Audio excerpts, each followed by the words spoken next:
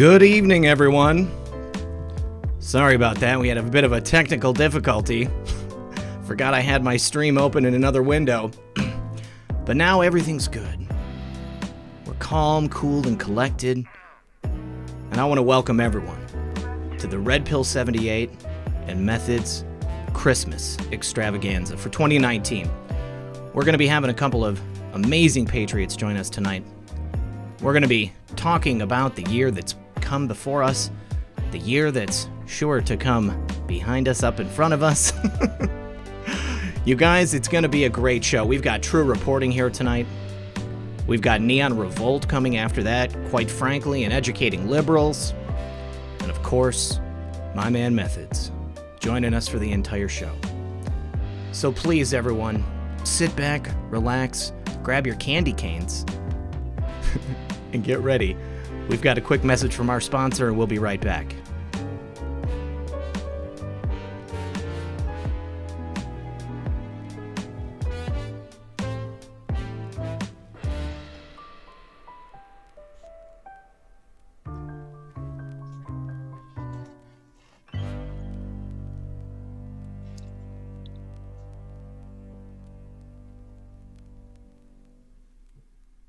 Hey guys, I spoke with My Patriot Supply the other day, and we were talking about how people prepared from like 2010 to 2016 versus how they're preparing now.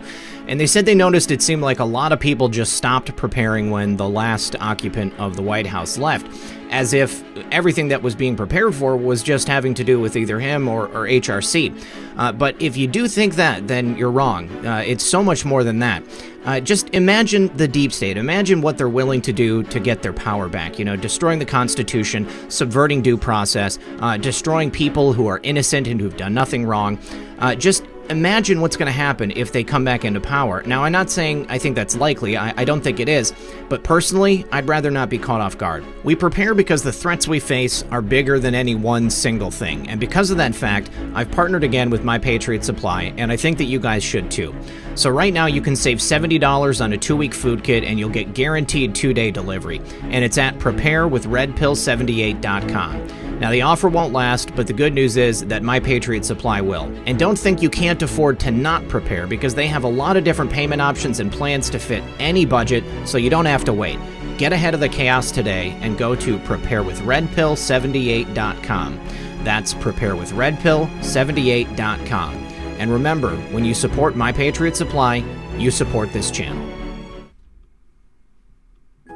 I've had a team of 7 pastry employees that have been working night and day for about 2 months, piece by piece, brick by brick, putting the gingerbread elevator together. My sous chef, Brie, has really spearheaded this project. It was a big project to undertake, kind of a labor of love.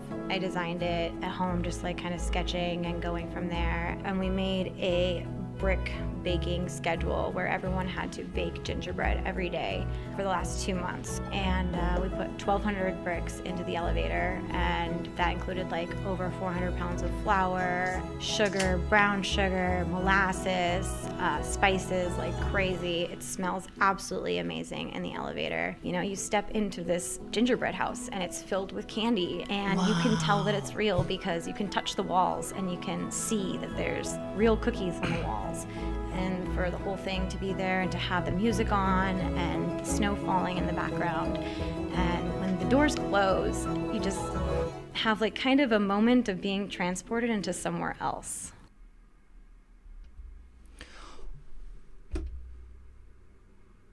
What a magical gift to be given by the 45th President of the United States of America. You guys, please join me in welcoming my co-host for this evening, my good friend and fellow researcher, Methods. Merry Christmas, everybody. What's going on, Red Pill? Merry Christmas, Methods. Merry Christmas. And a special day for you. You got Kuhn again. How's that? I know, right? I'm over here planning things out with you for tonight, and then, you know, everything lights up, you know, no pun intended, like Christmas. Boom. And yeah, so everybody's sending love, you know, saying, hey, you got Q, congrats, all that. Thanks, guys. Love you guys so much. And hey, want to go ahead and introduce Thomas. What's going on, man? Hey, what's up, guys? What's up, Red Pill? What's up, Methods? Beautiful background, my friend. We are in a very holly jolly mood.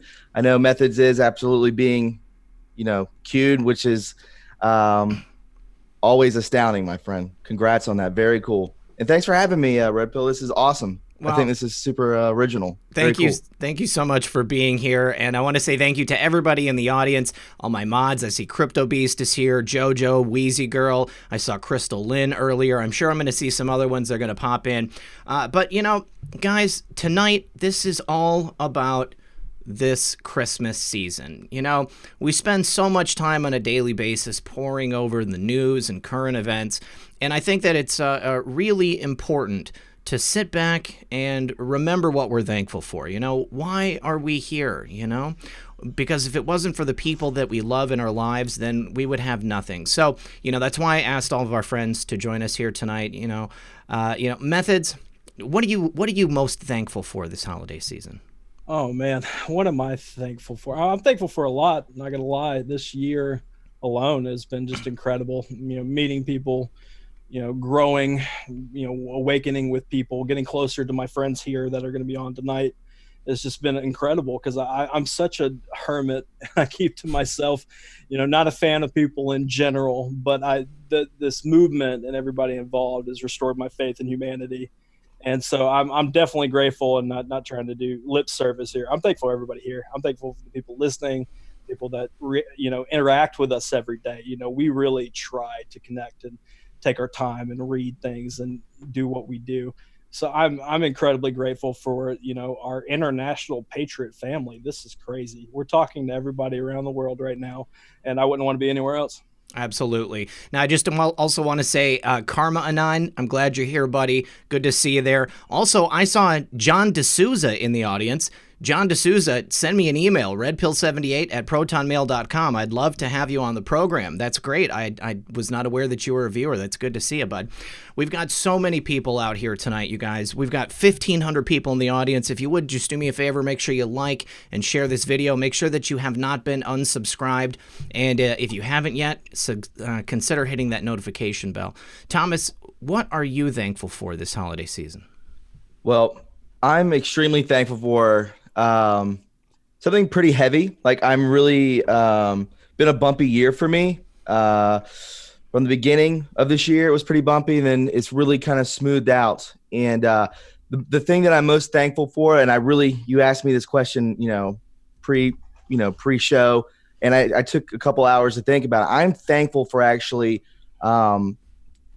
finding my faith again in all of this. I believe there was a period of time, years before where I completely lost it. And I'm thankful for this movement and the people around me who have helped lift me up and carry me. And that's reciprocated towards all of you. I found a lot of friends here, very special people. And I found my connection with God again. So that's what I'm really thankful for. And I'm glad that I'm here sharing this evening with you guys. It's very cool. So thank all of you. Yeah, thank you once again, everybody, for coming tonight. Space Shot 76, I see Space Shot 76 in the audience as well. I am, much like Thomas, I'm also very grateful to the Patriot movement and to President Donald Trump for bringing us all together. I felt that we were divided as a country, even though we are still metaphorically divided as a country. I think that we are more cohesive than ever before.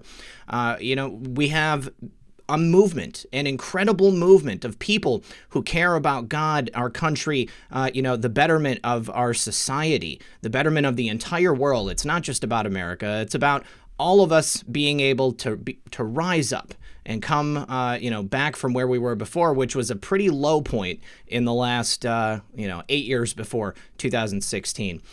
Real quick, I just need to give a couple of quick thank yous. I see that lots of people joined up. Thank you, guys. I do appreciate that. White Hat, he says, the quiet storm with red pill and methods. Where's my robe and pipe? Yeah, throw it on, bud. You're on tomorrow, so wear it. Josh from Detroit says, shopping earlier, most people said Merry Christmas. I noticed that, too. I said Merry Christmas to everyone that I came in contact with, and I didn't have a single person give me a salty look. Misty said Merry Christmas. That's right. Like that one even more. Sookie Boo, what's up, Sookie Boo? Says, my heroes, thank you and Merry Christmas. Trump Card says, love you all, patriots, even the globe earth believers. That's so. Hey, we also need to point out 412 Anons out there. What's up, brother? I see Carly Bond out there. My brother Space Bot, like you said, is out there. Glad that you guys made it. 412 and Carly, good to see you both. Glad you're here. SoCali Conservative says #1 fan. Thank you for that. Arizona Finn says keep the faith. Thomas and everybody else, God is always for us, never against us. True words, true words. And Jack Attack says, I love you all. Thank you. Where we go one, we go all. Merry Cumis. Merry Cumis. That's right. I was trying to find, before the show started, I wanted to get like a really high quality image of Santa Claus with the hammer. But I wasn't able to find it, so I wanted to open with that video. You know, another reason I wanted to open with that video is just to show people how large this movement has grown in the last year. You know, I mean, there was a time not too long ago where this was the kind of thing that maybe you didn't necessarily talk about it openly. People were uncomfortable about it. Same way that people were uncomfortable about supporting the president. And then, you know, the longer President Trump is in office, the more proofs we get for how he feels about the country and what he's really actually looking to do. People jumped on board. You know, it was the MAGA train all day, and people did not have to worry about the stigma that came along with being a conservative or caring about your country or supporting your president. And now the same thing with our favorite Anon, with Q. People clearly know that this is an actual thing. This is not just some LARP, and we can talk about it because we have the mathematical proofs to know that this is what's actually happening. Mark 222714FTW, thank you very much for that super chat, Mark. I appreciate it.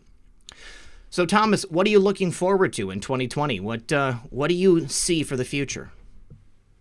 What I see for the future, I see arrests.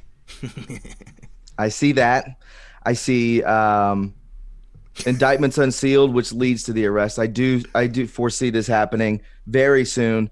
I see more people. The global consciousness becoming even tighter. We're going to become more in sync with each other. I think we're going to become more loving. I think we're going to have more faith. That's what I really believe is going to take. It's going to take place here in 2020. And I think Trump's just going to keep kicking butt, man. I think this is what's going to take place. Awesome. Want to say hello to West as well. I don't know did I say Wheezy Girl earlier? But Neon Revolt is here. Neon wants us to know that there's a new Q post. Right, well, let's go ahead and just say this now, Red Pill. After the show, we talked about it. We're going to hang out, me and Red Pill, a little bit longer. And if Educating Liberals wants to hang too, we're going to go over these Q posts tonight. So we'll get around to it, y'all. Don't worry about it. Yeah, we just want a little bit of comfy time, you guys. Hang out with our friends, and then after that's over, we'll go ahead and we'll get to the posts. 27 Sparkle says, you look handsome, Red Pill. I do appreciate that. You know, I do what I can. And Informative Info said, Merry Christmas. Tell Thomas I said hello. Thomas. Jared, what's up, my man? You just doxed him. No, I think people know. Okay. I didn't know now. Yeah, that's fine. And Neon, you're good. You're good, buddy. So yeah, methods. What are you looking forward to in 2020? Man, I'm excited about everything that obviously that Thomas said and what a lot of people say in general. Of course, you know, arrest this, indictments that, you know, Trump winning, all that. But I'm also very excited about what the movement's going to do. Just like that video that you showed from a year ago, which still blows my mind that was a year ago. The idea of what we're going to do next, what people are going to come up with, the creative ideas. I'm hearing talk of people doing different podcasts, people who didn't do it before, you know, people stepping up. I mean, we've got a Q post of somebody doing an interpretive dance. You know, we're going in that was great, by the way. Right. So, I mean, I'm excited about what the movement, you know, because we're all connected. We're making friendships. And what are we going to do together? What's going to develop out of this? I get excited every time I hear, I've got a Q group in my town, and we meet up and hang out every once in a while. Jason woke up in Vegas, our buddy, has been doing things. He just got, honestly, you know, walked out by police at the Bernie rally. I saw that. By the way, if you guys want to check it out, I'll try to get that out later, or just go, you know, look up his YouTube channel. He definitely deserved it, but it was well done. We're proud of him. But yeah, man, I'm excited about what we're going to do as a movement. I mean, yeah, we decode Q. We're going to get Trump, reelected. We're going to make sure that we destroy the mainstream media narrative. But we are also going to do things that is going to be our culture. It's going to be by genuine people. So I'm excited about that. Excellent. I'm just going to set on the slow chat because many people have asked. Baby Yoda said, thank you guys. We appreciate you. Harold Castaneda said, you guys are the best. Huge fan. Thank you for your dedication to this, and Merry Christmas. Thank you for that. Robin Chan says, long overdue. Thank you all for your hard work, and Merry Christmas. Where we go one, we go all. Thank you, my friends. Thank you, all of you. And then also, we had Michael Kenny said, Methods is the best dressed. Methods, are you wearing a suit there behind your anonymous image? Oh no, man, I'm comfortable as hell right now. Sweatpants. So yeah, guys, well, I'll tell you what I am most looking forward to. Number one, I think that the arrest, the unsealing, I think that's a foregone conclusion. I mean, that's going to happen. We're going to see that because those indictments, they are real and they're going to have to be unsealed, and we're going to start seeing that. So, that very first arrest is the one that I'm most looking forward to. That was alluded to in that post the other day, because that's going to be vindication on another level. That first person that goes down, it's going to show everyone in the world, not just the people in the movement, not just the naysayers, all of us. We're going to see that happen, and it will be undeniable as to what the rest of that year is going to look like, because it's going to just set off this chain reaction of events. And I really do hope that it happens before November 2020, because I think that would be a tremendous uptick in popularity for the president. If we see corruption addressed on that scale, I really do think that that's going to help the president and bring in his victory. I already believe it's going to be another electoral landslide. What do you guys think about the voter ID law? Do you think they're going to get that into play before 2020 election? I'll let you take that, Thomas. I think that they will definitely push it. I don't know if it's going to be like 100% or anything like that. Either way, the Dems they're gonna try and cheat. They have to. Mm-hmm. Otherwise, they won't. They're not going to win. It's going to be a complete landslide. It's going to be an avalanche of red states. I just don't. I think they'll push for voter ID and stuff like that. But I don't think it's going to be a 100% thing. I don't even think they need to do it. I think that they're just gonna. It's just going to be a landslide, like I said. Yeah. No threat. Baby Love 78 said, I've noticed some of the letters under the last two pics that Q posted has the word Emmy in it. Red carpet again. It actually does. I don't know. Well, we'll check that out and see if we can find anything in there. And then Julie Rotolo said, Merry Christmas to you all. Thanks again for your hard work. Amazing show with John here to help. And Q says this is biblical. It is biblical. And this entire year has probably been the best of my life. I'm not going to lie, guys. The last couple of years, they've just gotten progressively better ever since 2016. And I think that that's attributed to so many different things. But I don't know. It just keeps getting sweeter and sweeter. I never thought that the older I got, the more that I would enjoy life, but that is certainly the case. That's exactly what's happened. And I have to say, being able to have this platform, being able to hang out with you guys, have these shows on a regular basis, the biggest blessing of all, because it's given me a real purpose in life over and above what I thought I was destined for before. And to be able to have any kind of influence at all in this very important arena, it means an incredible amount to me. Christine in Texas says, I hope you get your bathroom back for Christmas, Red Pill. I have a special announcement I actually forgot to tell you guys at the start of the show. Today is the first day that I have my bathroom back. I still have not been able to take a shower yet.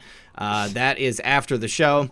But I promise I'll tell you guys all about it. I mean, in terms of like the quality of what it looks like. But it's great. You know, I actually sent Methods a little video clip, just pre-finalization. It was very close to that time.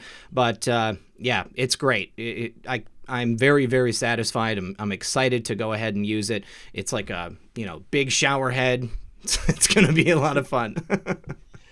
Yeah, well, to piggyback on what you were saying as far as like feeling, really, really, happy this year about how things are growing. I mean, I've agreed, and I've talked about this with, many people before and streams, the idea that we feel purpose in this movement itself, not just, making sure QPosts get out there or trying to decode them at the best of our abilities, but the idea of being here for such a, mass amount of people across the world, trying to understand things, trying to be there. Like it's such an honor to, whatever role I have and Thomas has and Red Pill, like we just want to make sure that people are taken care of, and we're going to do the best we can. So it's just been an honor. It just feels like more comfortable in my life than any time in my life. Yeah, absolutely. 100% on board with you. Herkimer Fuddwaddle said, RP, you look like a defendant. Do I look, do I look like I'm going to court? I thought maybe I looked like I was going to a nice Christmas dinner. Kimberlyn said, Methods, tell RP I'm not a dang Russian transpot. Hey, Red Pill, I got something to tell you, bud. Sport Gal 1972, and we need a bourbon emoji. Did I call her a Russian bot or something? I don't know, but I'm supposed to tell you, so my job's done. All right. Kimberlyn, I guarantee that I know now that you are not a Russian bot. Sport Gal 1972. Okay, I'll go ahead and follow you on Twitter. I'll look for you on Twitter. Wokey Okie Hissing Possum says, my 3 fave homies. Wokey Okie YouTube channel coming soon. It's in the works. I'm carrying the torch. I will keep you updated. Love you, Tom, RP, and Methods. That's great. And just the other day, you guys, I don't know if you saw this, but I put out like an exhaustive list. I like cataloged everything that I've purchased for like the studio from the time that I first started until today, so over a year worth of, studio equipment and things that I suggested people buy if they want to produce a show like this. If you want to be on camera, if you want good quality, then this is what you need, okay? And it's exhaustive.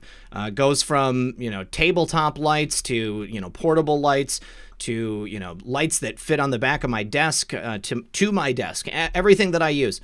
And I've had a lot of people asking ever since I started, like, what do you use? How do you do this? And it's taken me a while, but now that I have like what I believe is the optimal setup, I thought it was time to go ahead and put it out. So if you guys are interested in that, then I do have that. I put it on a couple of videos in the pinned comment, and I'll try to remember to do it every time. But, a couple people have already emailed me and said that, hey, I'm helping my son start a podcast, or, my brother's starting a podcast, and we're going to get this going. And I think that's great. I think that the more people like us that we have out there spreading the message, the better it is. Because it shows people that we are not the minority, and we're not competition for each other either. We've all got a unique voice. We've all got something to say, and we've all got value. And whether you have 10 subscribers or 10,000 subscribers, you are having the ability to communicate with people directly in a way that was never possible before. And just by virtue of that fact, we are winning. Daddy Crab said, Red Pill, showing your face has made the difference in your show. Thank you very much for that. I think so too. It's nerve-wracking. I'm not going to lie. It's not easy to put yourself out there and, show up on camera every day. And I mean, I'm not like a particularly public person. I don't like going out and, seeing people in the real world. It's nerve-wracking, but you have to go out and do it. Thomas, he gets people recognizing him all the time, and luckily that doesn't happen to me. I think I'm in an isolated area where it's not going to happen, but Thomas, you've met some really cool people in person. Yeah, no, I've been recognized. It was really cool. I liked it, especially in my old town, and then I've been recognized in the new town. So, I don't know. It's pretty cool when that happens, but, I'm super humble about all of this. Yeah. I'm super thankful about all this.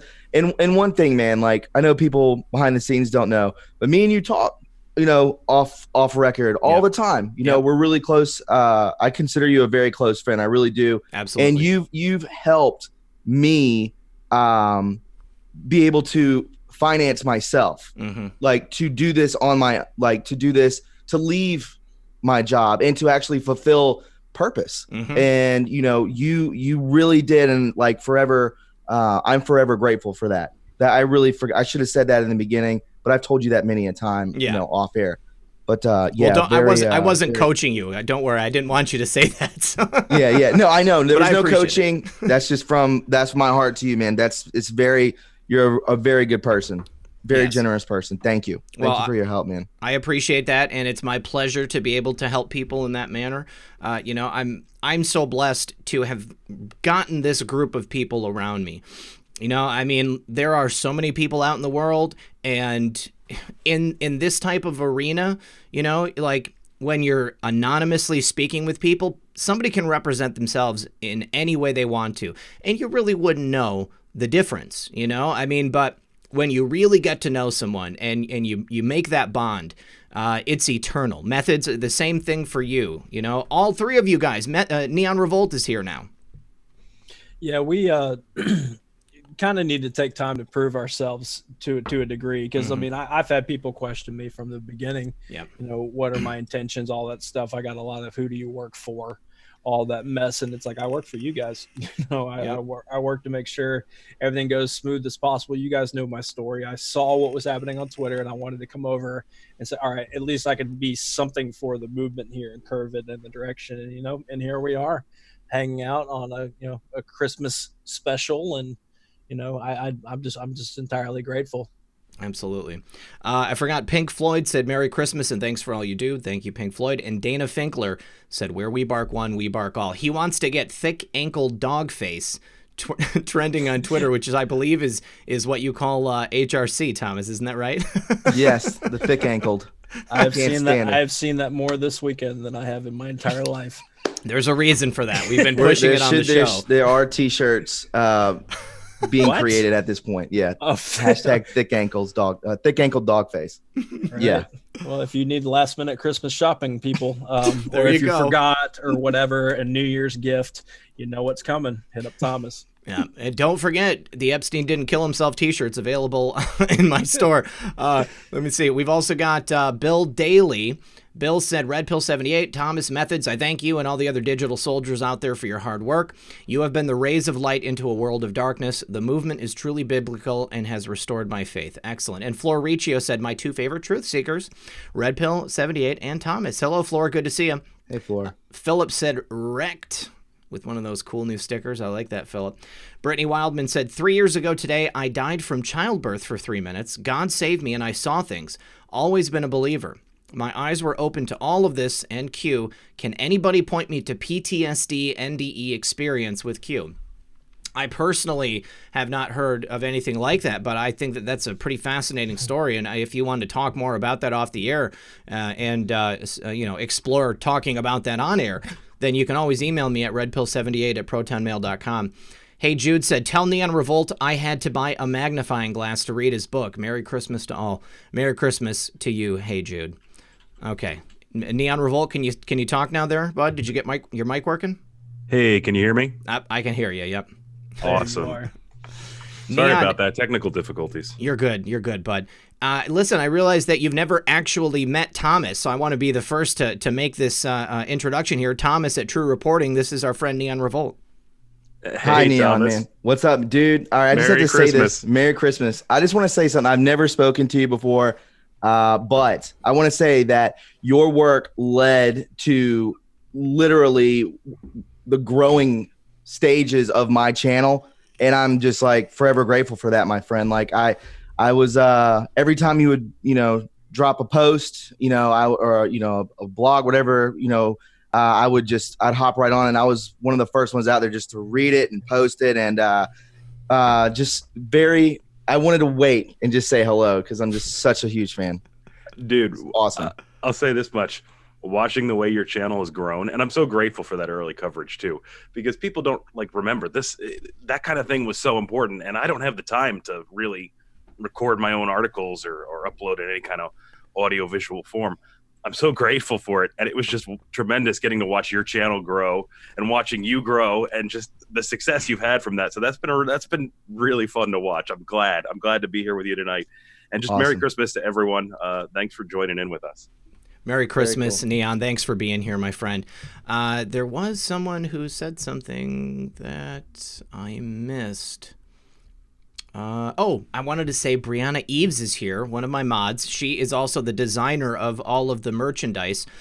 So please do take a look at that. She's available for freelance gigs. So if you need to have something designed, you're looking for a logo, anything like that, you guys can get a hold of her directly, and she does great work. The Truth says, how's it going? How's it going to you? All right. Well, Thomas, thank you very much, buddy. You want to stick around for a few minutes while we talk to Neon? Yeah, I'll sit back and listen just for a little bit, Okay. you know, and just kind of take it in, and then I'll head out of here. I know there's a little more Hey, football on, Thomas, so. thank you for agreeing to be on tonight, man. It's really awesome. I'm Dude, glad, and methods. I'm excited for you. 2020 is going to be great, and whatever you're going to do, and next time you want me to come on your channel, or Red Pill or anybody, just hit us up. Absolutely, man. Huge fan. I'm going to sit back and just kind of watch for a little bit and listen, and then huge to meet and speak to Neon. I'm going to be honest. That was a Christmas present in itself. So my Christmas is done. Merry so. Christmas, Thomas. Yeah. Merry Christmas. That's why I scheduled you guys at the same time. Very cool. Very cool. All right. So, Neon, how's it going, bud? Hanging in there, man. How are you? I'm doing really well. It's good to talk to you. Yeah, absolutely. I'm fighting a little bit of a chest cold here still, so I'll try to mute my mic if I cough or anything, but in case I don't catch it, just so you guys know in advance. Not a problem. Not a problem. Let's remember Neon during all this. He's low selling this year. He's been sick for weeks. Any work he's been doing has been a blessing. I know he just dropped an article recently, but yeah, keep him in your thoughts, prayers, whatever you do. He hasn't been feeling too well, so thank you, Neon, for coming on tonight. I'm just grateful I can talk for more than 10 seconds at a time without hacking up a lung. It's Right. been really bad. I'm not gonna lie. And well, I'm really glad that you were able to make it. That's awful, man. I mean, I noticed your absence, but I didn't know what was going on, and I saw you posted a couple of articles. So Yeah, got a couple articles out of the way, which is good. I've been wanting to write more for a little while, but been a little difficult, and there's been a lot going on behind the scenes. Can't really talk about a whole lot of it yet. Methods knows some of it. I see like a knowing look. No. It's just that you said something's going on behind the scenes, so I'm like, I was hoping you're going to drop something. Not yet. I got to be careful with this one. So, All right. Well, as soon as you do, you know where we're at. yeah. Tiffany McGee, thank you for the super chat. Michael Kenny said, all of you guys, mods too, are so good at what you're doing, and aside from the truth and education that y'all provide, you have a way of making it feel personal, and I hope for really long careers. Well, I certainly hope that it's a really long career as well, because I mean, I figure, at minimum, we've got another 6 years, or excuse me, another 5 years at this, because as long as President Trump is in power and we can continue to support him and his mission, I see myself doing this. I would certainly hope that the government doesn't fall apart as soon as he's out of office. Maybe it's going to turn into another political dynasty and we're going to get another Trump in there after him. But as long as I have someone in the White House to support, I'm going to continue to do this. And, I suppose that even if somebody isn't in the White House that I want to support, then I can, support the next incoming occupant of the White House. So, Neon, what are you most thankful for with this past year? oh boy, I think, I heard you asking this earlier. I had a little chance to think about it. And I think I'm most thankful for some of the new opportunities that have come my way. I haven't had a lot of opportunities over the past couple of years, but it feels like that's slowly changing, almost like the winter is thawing in my life. So I've been really deeply appreciative of that. And I'm also grateful for some of the newer relationships in my life, just being able to interact with certain individuals. It's, especially in this space, it can be isolating and difficult, but when you have someone to commiserate with, it makes a big difference. So I've been able to connect with some other Anons who will remain unnamed, but been able to have really good conversations with them, really just interact with them in a way that I haven't been able to interact with people in a while, given, the line of work that we're all in. So that's been refreshing to my soul, so to speak. Well, I will say this. I know a lot of people are grateful for your book. Shameless plug real quick. Yeah. I actually had somebody ask me to message you, but I decided to just say it on air. They were reading your book. Got to about a chapter 5 or so, middle of the night reading it, and they said they laughed so hard their dog jumped and freaked out. And they wanted to make sure that you knew about this, that you ruined a dog's sleep. Poor Pooch. But with that said, Ben, I hear all the time about your book. A lot of people are excited about it. You did great work. That's awesome. I'm really glad the book is out. A lot of work went into that, and I really hope it serves as a valuable resource for people for years to come, because there's a lot of info in there, and it'll help you communicate stuff that maybe, there's just so much to it. It's tough to unpack in a moment. And when people come looking for answers, I think they're gonna very soon, judging by the way Q is posting. I think it's just nice to have that resource on hand. So I'm glad that people are laughing and are entertained. I did try to, balance the drama with some humor from time to time, because you can't be one note. So that's good that I got a gut busting belly laugh from someone out there. You guys, I need to say hello and Merry Christmas to my mother. I haven't seen her name go by, but I should have known that she would be here. I was waiting for somebody else to say it, and they did. So, Mom, I love you so much. I would not be here if it wasn't for you.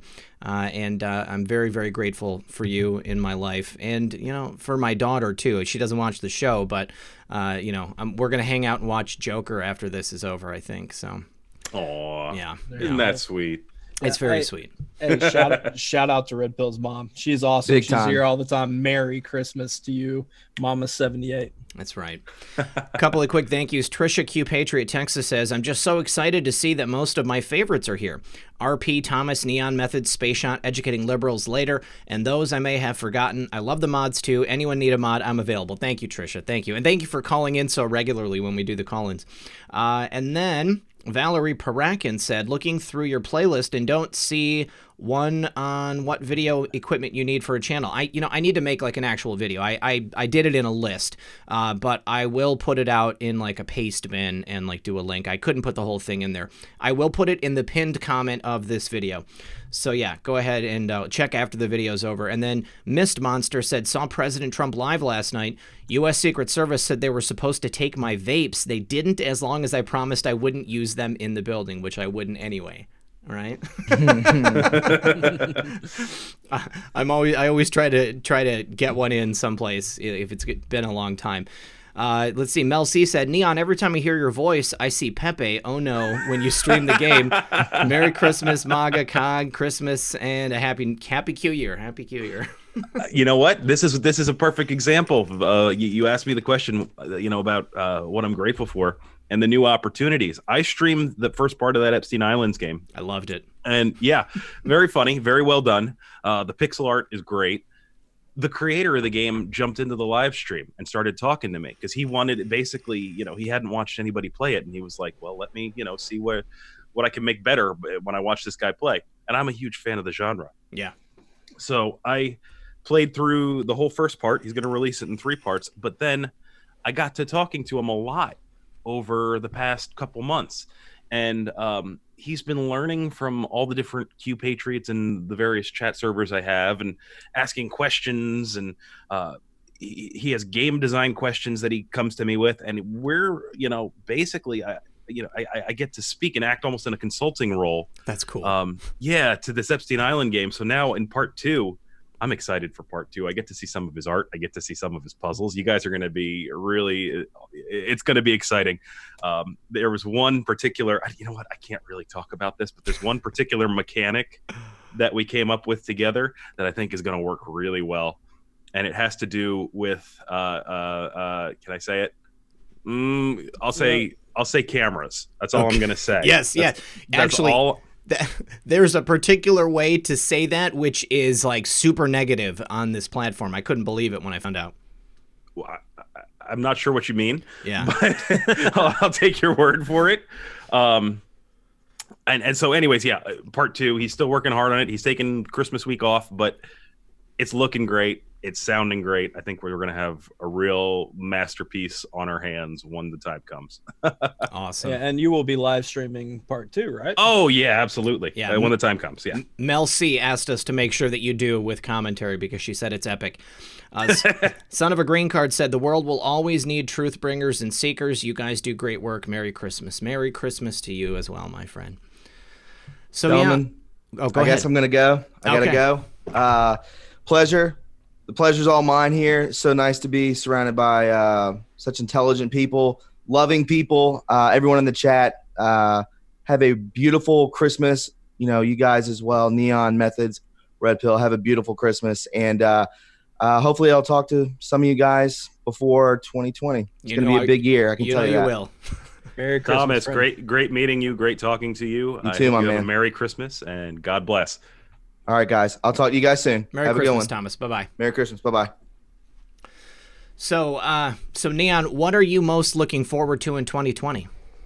Oh, I am hoping for a mass awakening. That's me. That's what I'm looking forward to. Yeah. Will it happen? I hope so.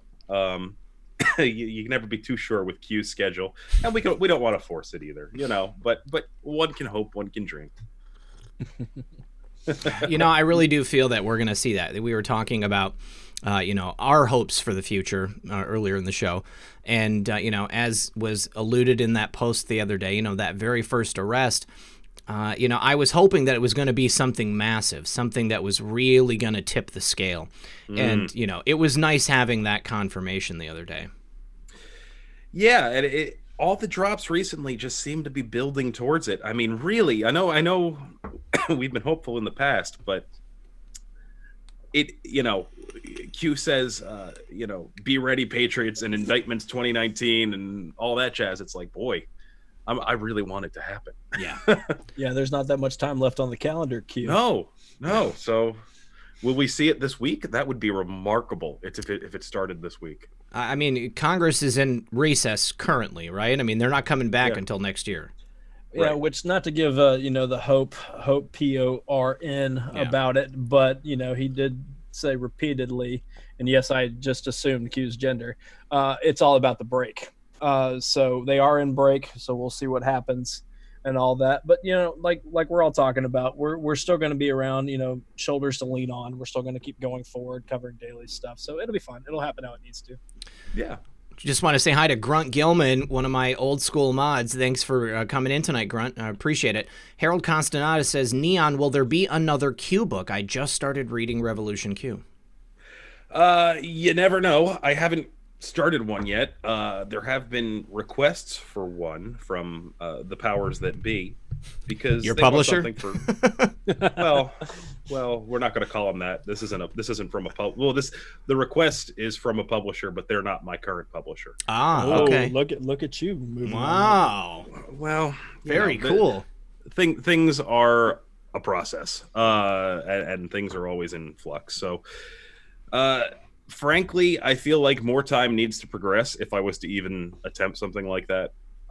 I tried to cram as much material and value into the first edition as possible, and Which you did an incredible job, by the way.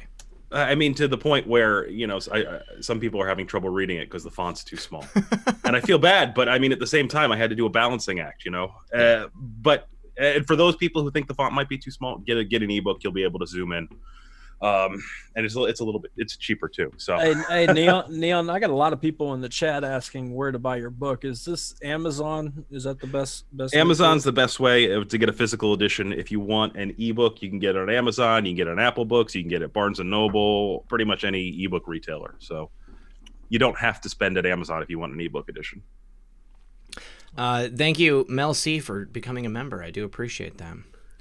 So, what other stuff are you working on? I mean, let's talk about your most recent article.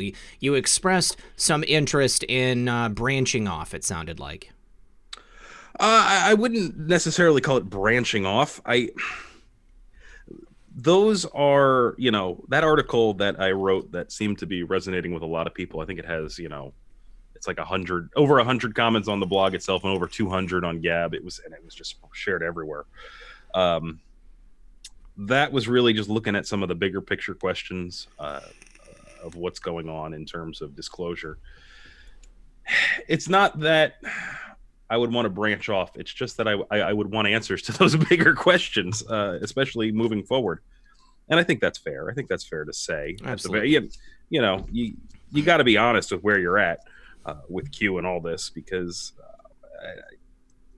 it's real. it's what's real. So, no, Well, I'm still going to be covering Q. I have a potential article in the works that I alluded to this the other day. I said it would change the landscape quite a bit. I'm debating when I should drop that, because it would have real world impacts and possibly lead to, well, I can't say. I really can't. Oh, man.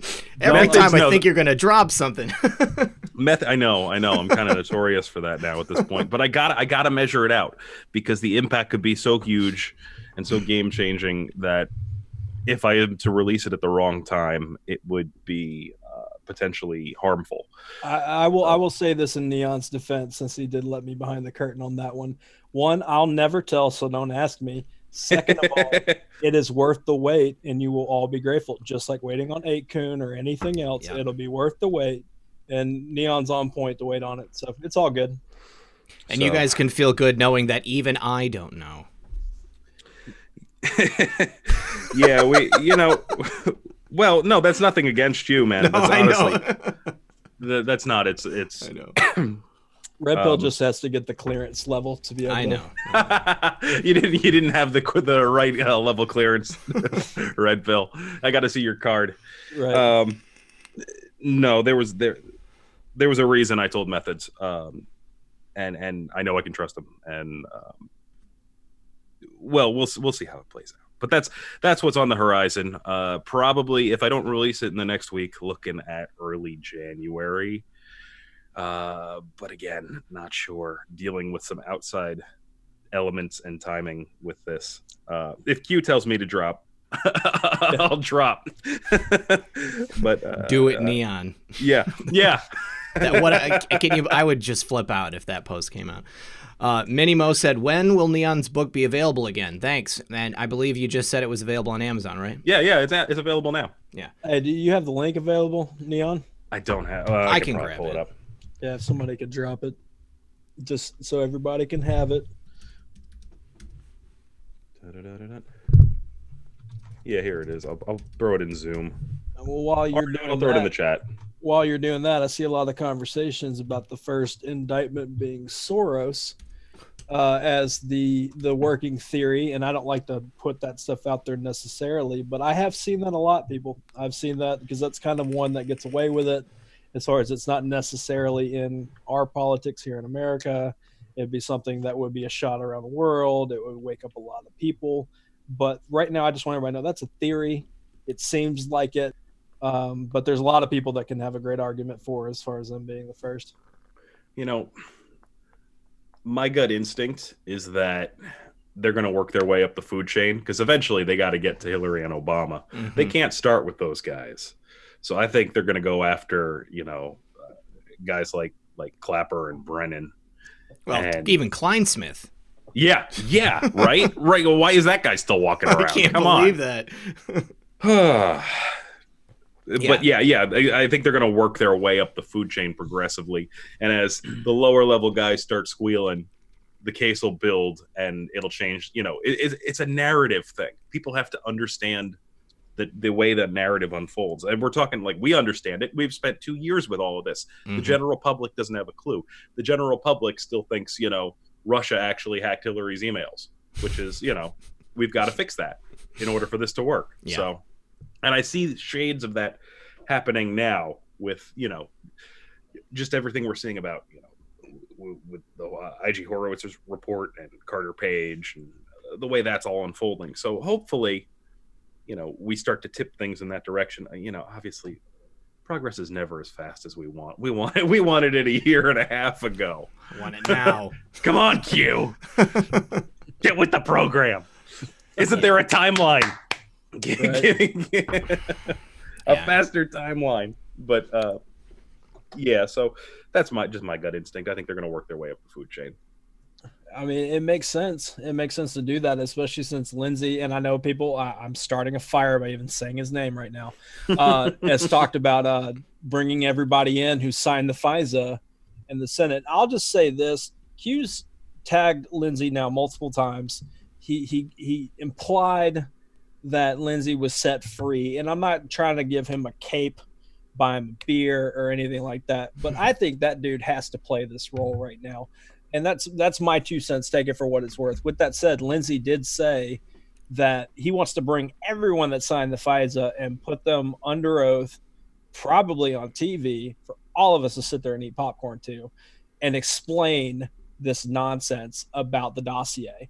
So going one by one with all those signatures, you know how much fun that's going to be? Mm-hmm. I just want to say Denise, who is going to be on the show on Friday, January 3rd, we're going to be doing a show on Brexit. But she just said that Boris Johnson in the UK is investigating George Soros for election interference. That's a pretty big deal. Right. I mean, we've had him bring him up. There's another country that said they were looking in the event. I can't remember. Well, Hungary, wasn't it? Yeah, Hungary, yeah. I think sounds right. But then you had Barr and Giuliani mention him this week. So there's a lot of mention. That's why I think where people are getting it. And I wouldn't be surprised. I'd be excited. Soros is a filth monster demon. Mm-hmm. Love to see that happen. But yeah, I mean, to me, we just have a lot to look forward to as far as the day to day. It's going to be less on, defense and offense. And now it's going to be offense. So I'm excited. Guys, why are you propagating such anti-Semitic conspiracy theories on your show here tonight? I mean, really, I expected better from you. My bad. Should have seen the pre-show. Merry Christmas to everyone here. Just want to say thank you. We've got almost 3,300 people here in the chat, you guys. If you would do us a favor, just leave a like. Make sure that you share this because it really helps with getting the message out. There are a lot of roadblocks standing in our way, and the more help we get from you guys, the easier it is for us to overcome that. Now, a lot of people in the chat saying Lindsey Graham's two-faced. I don't trust Lindsey Graham. I think Lindsey Graham has always been someone who was willing to do what it took for his own self-interest. He's going to go along to get along, and now because President Trump is clearly holding the reins, I think he's got no other choice than to play the game. He's got to do it in Trump's time here. Oh, iPod's here. Hey, what's up, iPod? Merry Christmas. My personal thought on Lindsey Graham is that he was blackmailed for a number of years. We all know that the deep state uses levels and layers of blackmail, and he seems like someone who, I think he was probably idealistic about America and probably deep down in his heart a patriot, but due to whatever they were able to exploit, was blackmailed into being complicit with some shady characters like, McCain and all that jazz. But you know what? If he can be freed and help us, I am glad for the help. Absolutely. If he needs to be the useful idiot and we need him to be to get this moving along, by all means, because isn't he handing over the reins after 2020 anyways? I think so. I think that sounds about right. Do you guys want to hear? I got to tell you this. We just went from 3,300 viewers to 1,400 viewers to now it shows me 14 viewers. Now we're back up to 3,400 viewers. I'm at a comfy 3,400 and change. What is going on? It's that Mac technology you're using right now. I mean, I'm using Firefox. I don't know. That's open source. Hey, how about everybody listening right now? Drop this link to your friends on all social media, and let's just go ahead and destroy that number. Click like. Let's get out there. We're not done. We're not even halfway done. So let's do it. We've still got another 67 minutes left. We've got 2 more guests coming up, you guys. It's going to be an incredible evening. We've got another night tomorrow. Don't forget, guys, this is only part 1 of the RedPill78 Methods Christmas Extravaganza. Tomorrow night is going to be another star-studded evening. Filled with Hope says, Merry Christmas, Patriot All-Stars. 2020 is going to be glorious, but I'm still hopeful 2019 will go out with a bang. Thank you for all your work. I mean, 2019 has been a record year as far as I'm concerned. How's it been a record-breaking year for you? Yeah, I mean, it has been for me. I mean, like, everything that I've seen happen. You know, I mean, I think that in terms of the MAGA agenda, what President Trump has done, he came in and he was you know, his typical self, but he was a little soft. You know, I think that everybody was waiting for him to come out swinging. And now that it has been clearly shown in a number of ways that they lied about him, they tried to you know, entrap him, they ran this counterintelligence investigation against him. Now he's out there talking about it in a different way than he was before, and I really like seeing that. It's always good to see Trump on the offensive. I think he was definitely showing a tremendous amount of restraint. Yes. Given what he knows, and we only know a fraction of what he knows. I mean, it's got to be incredibly hard for anyone in that position to show that level of restraint. Yeah. I think that just goes to show that it's a cliche. It's one of my least liked cliches from the Q lexicon, but that patriots really are in control. We are. Laughing Mom said, thank you, RedPill78. Thank you, Laughing Mom. Kelly Dunn said, hit the dog if you want Sir Patrick Mack to call in. Sir Patrick Mack, you know that you've got an open invitation to call in anytime you want, bud. So you just let me know. We'll make the time for you tonight if you want to come on and say Merry Christmas to the audience. Yeah, well, Neon, what else do you got coming up besides articles and stuff? Anything else on the horizon? Nothing else to really announce at the moment. Let's leave it at that. Yeah, I figured I'd ask again. Yeah, fair enough. Eddie Mitchell just said Merry Christmas. Thank you, Eddie. I appreciate it.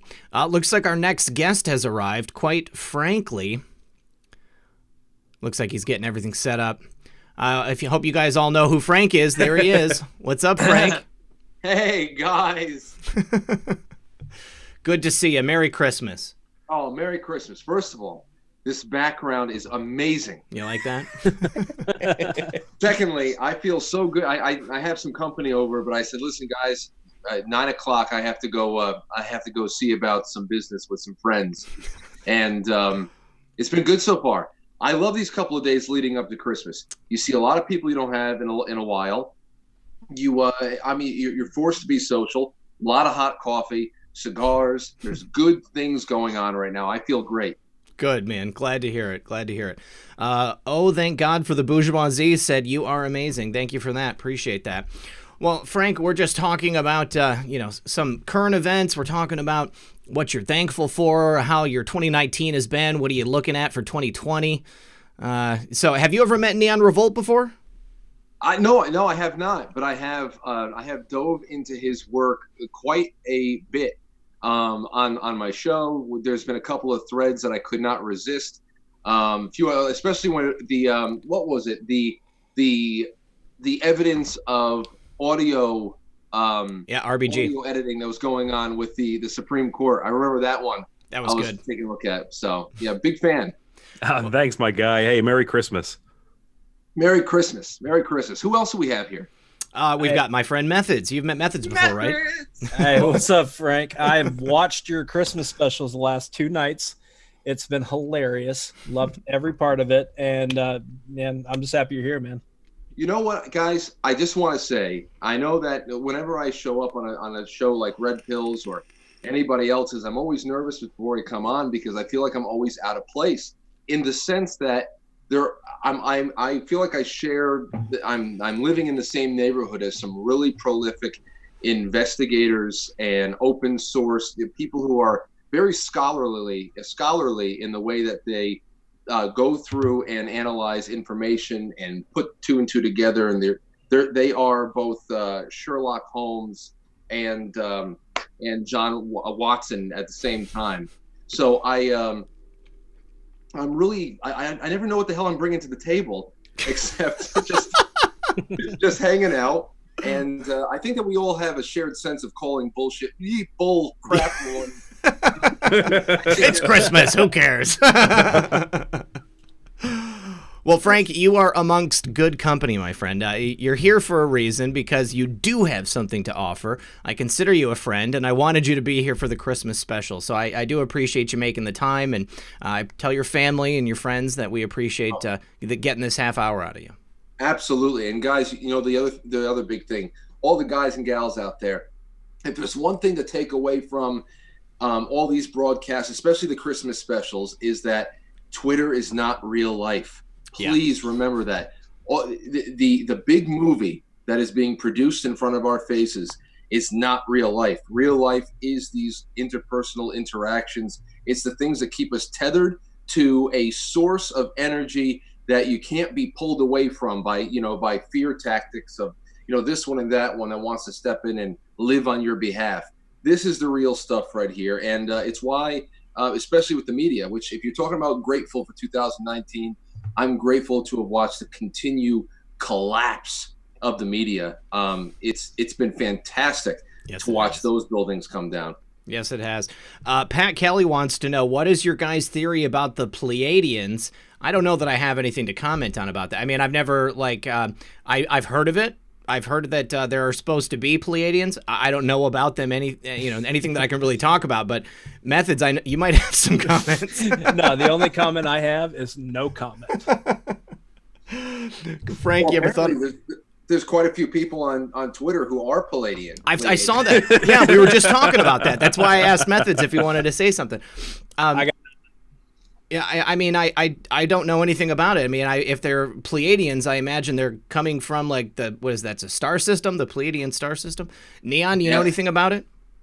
I don't feel well versed enough in the material that's out there to really make any kind of authoritative comment one way or the other. Yeah, I mean, I feel the same way. But I appreciate the question, though. Jennifer Small said this is better than the Bob Hope Christmas special. I certainly hope so. Bob Hope is, he would have a hard time making a Christmas special now.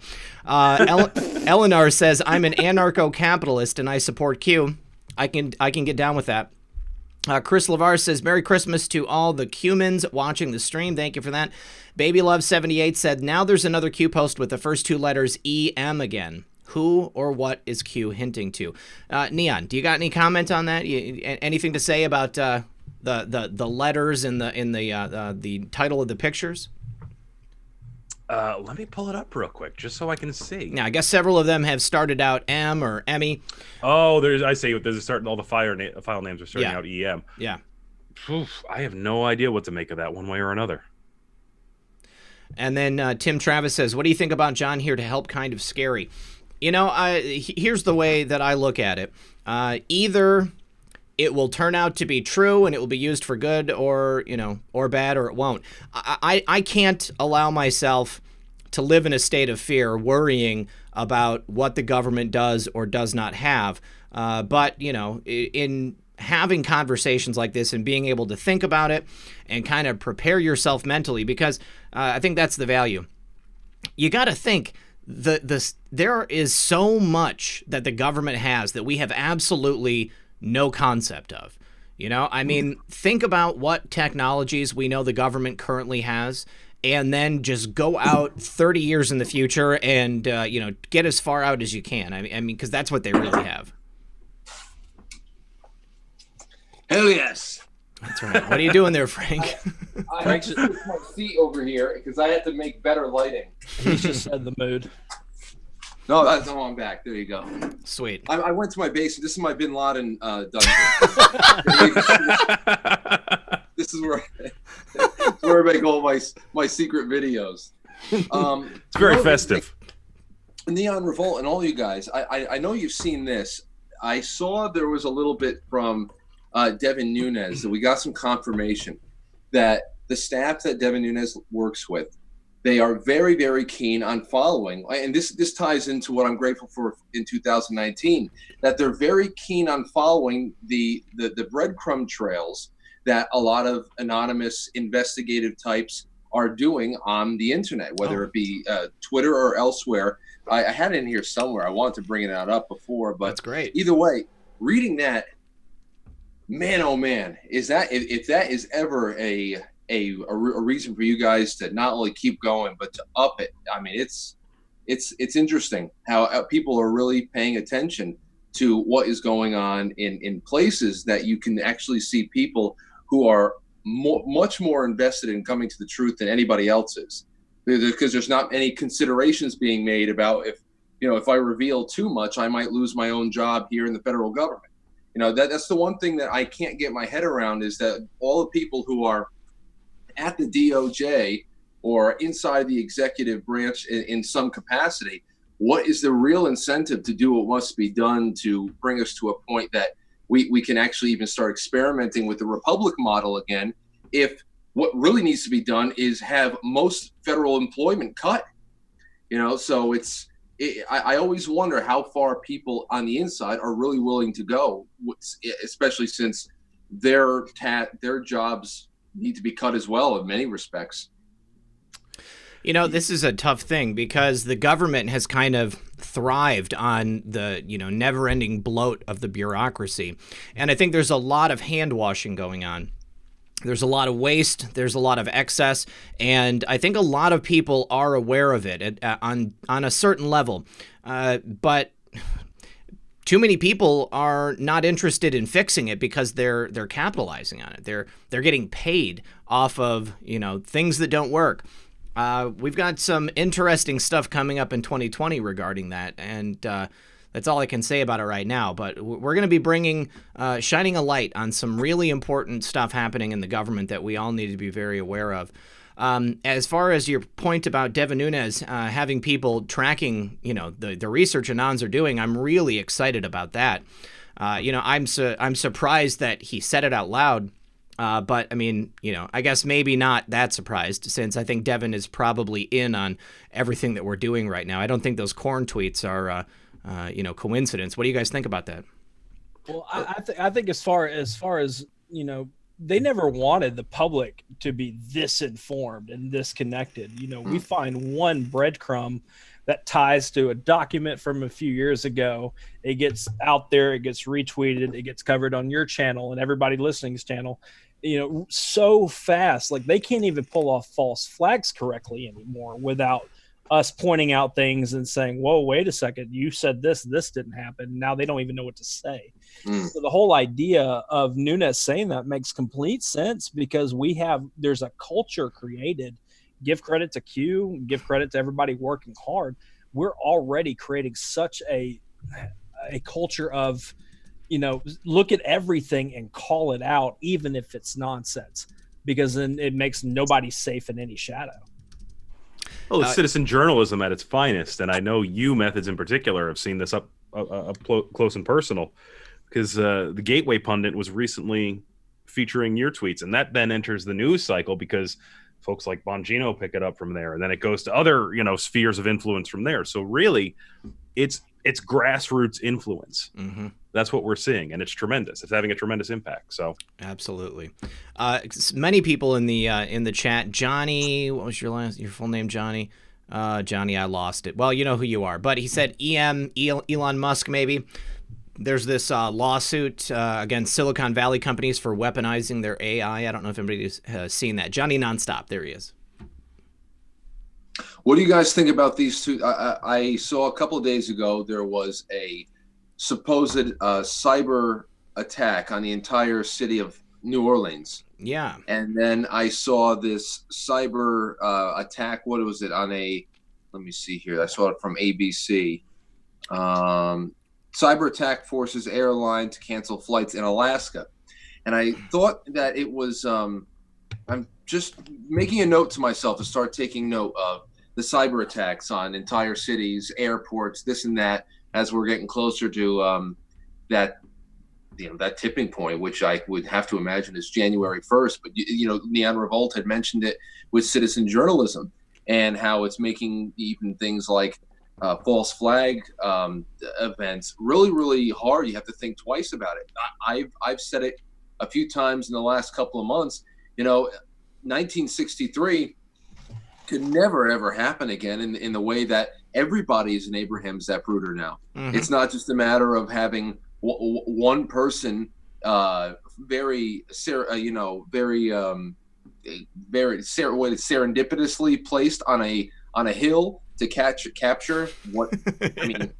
That's it. We're all there analyzing everything now, and I think it's interesting now how we're getting confirmation that what is being generated from the ground is being is calling the attention of people who actually have really big megaphones. That's that feeder system is interesting. Yeah, if anything, we're making it easier for people who have to focus on, the cybersecurity threats. We're getting everything and it gets pushed up to the top, and they get to focus on the cyber crimes and then say, okay, let me go look at the QAnon notables, or let me look at these megaphones that you're talking about, Frank, and let's see what they're talking about. Okay, because I need to focus on, because I think it was a direct deposit attack that happened and all those things. So, Right. yeah, I mean, Whitehead said ransomware. Yeah, there you go. Ransomware. So we're being if anything, there's such a pivotal role, and I know everybody on here talking gets it, and a lot of you in the chat get it. We play such a pivotal role instead of just likes and retweets and all that stuff, because we're literally creating case files for them to go off on, because it's so hard to look at everything in real time. We're literally doing it for free to make sure it happens. We're putting the entire Mockingbird apparatus on the defensive. They now have to respond to the narratives that we're producing.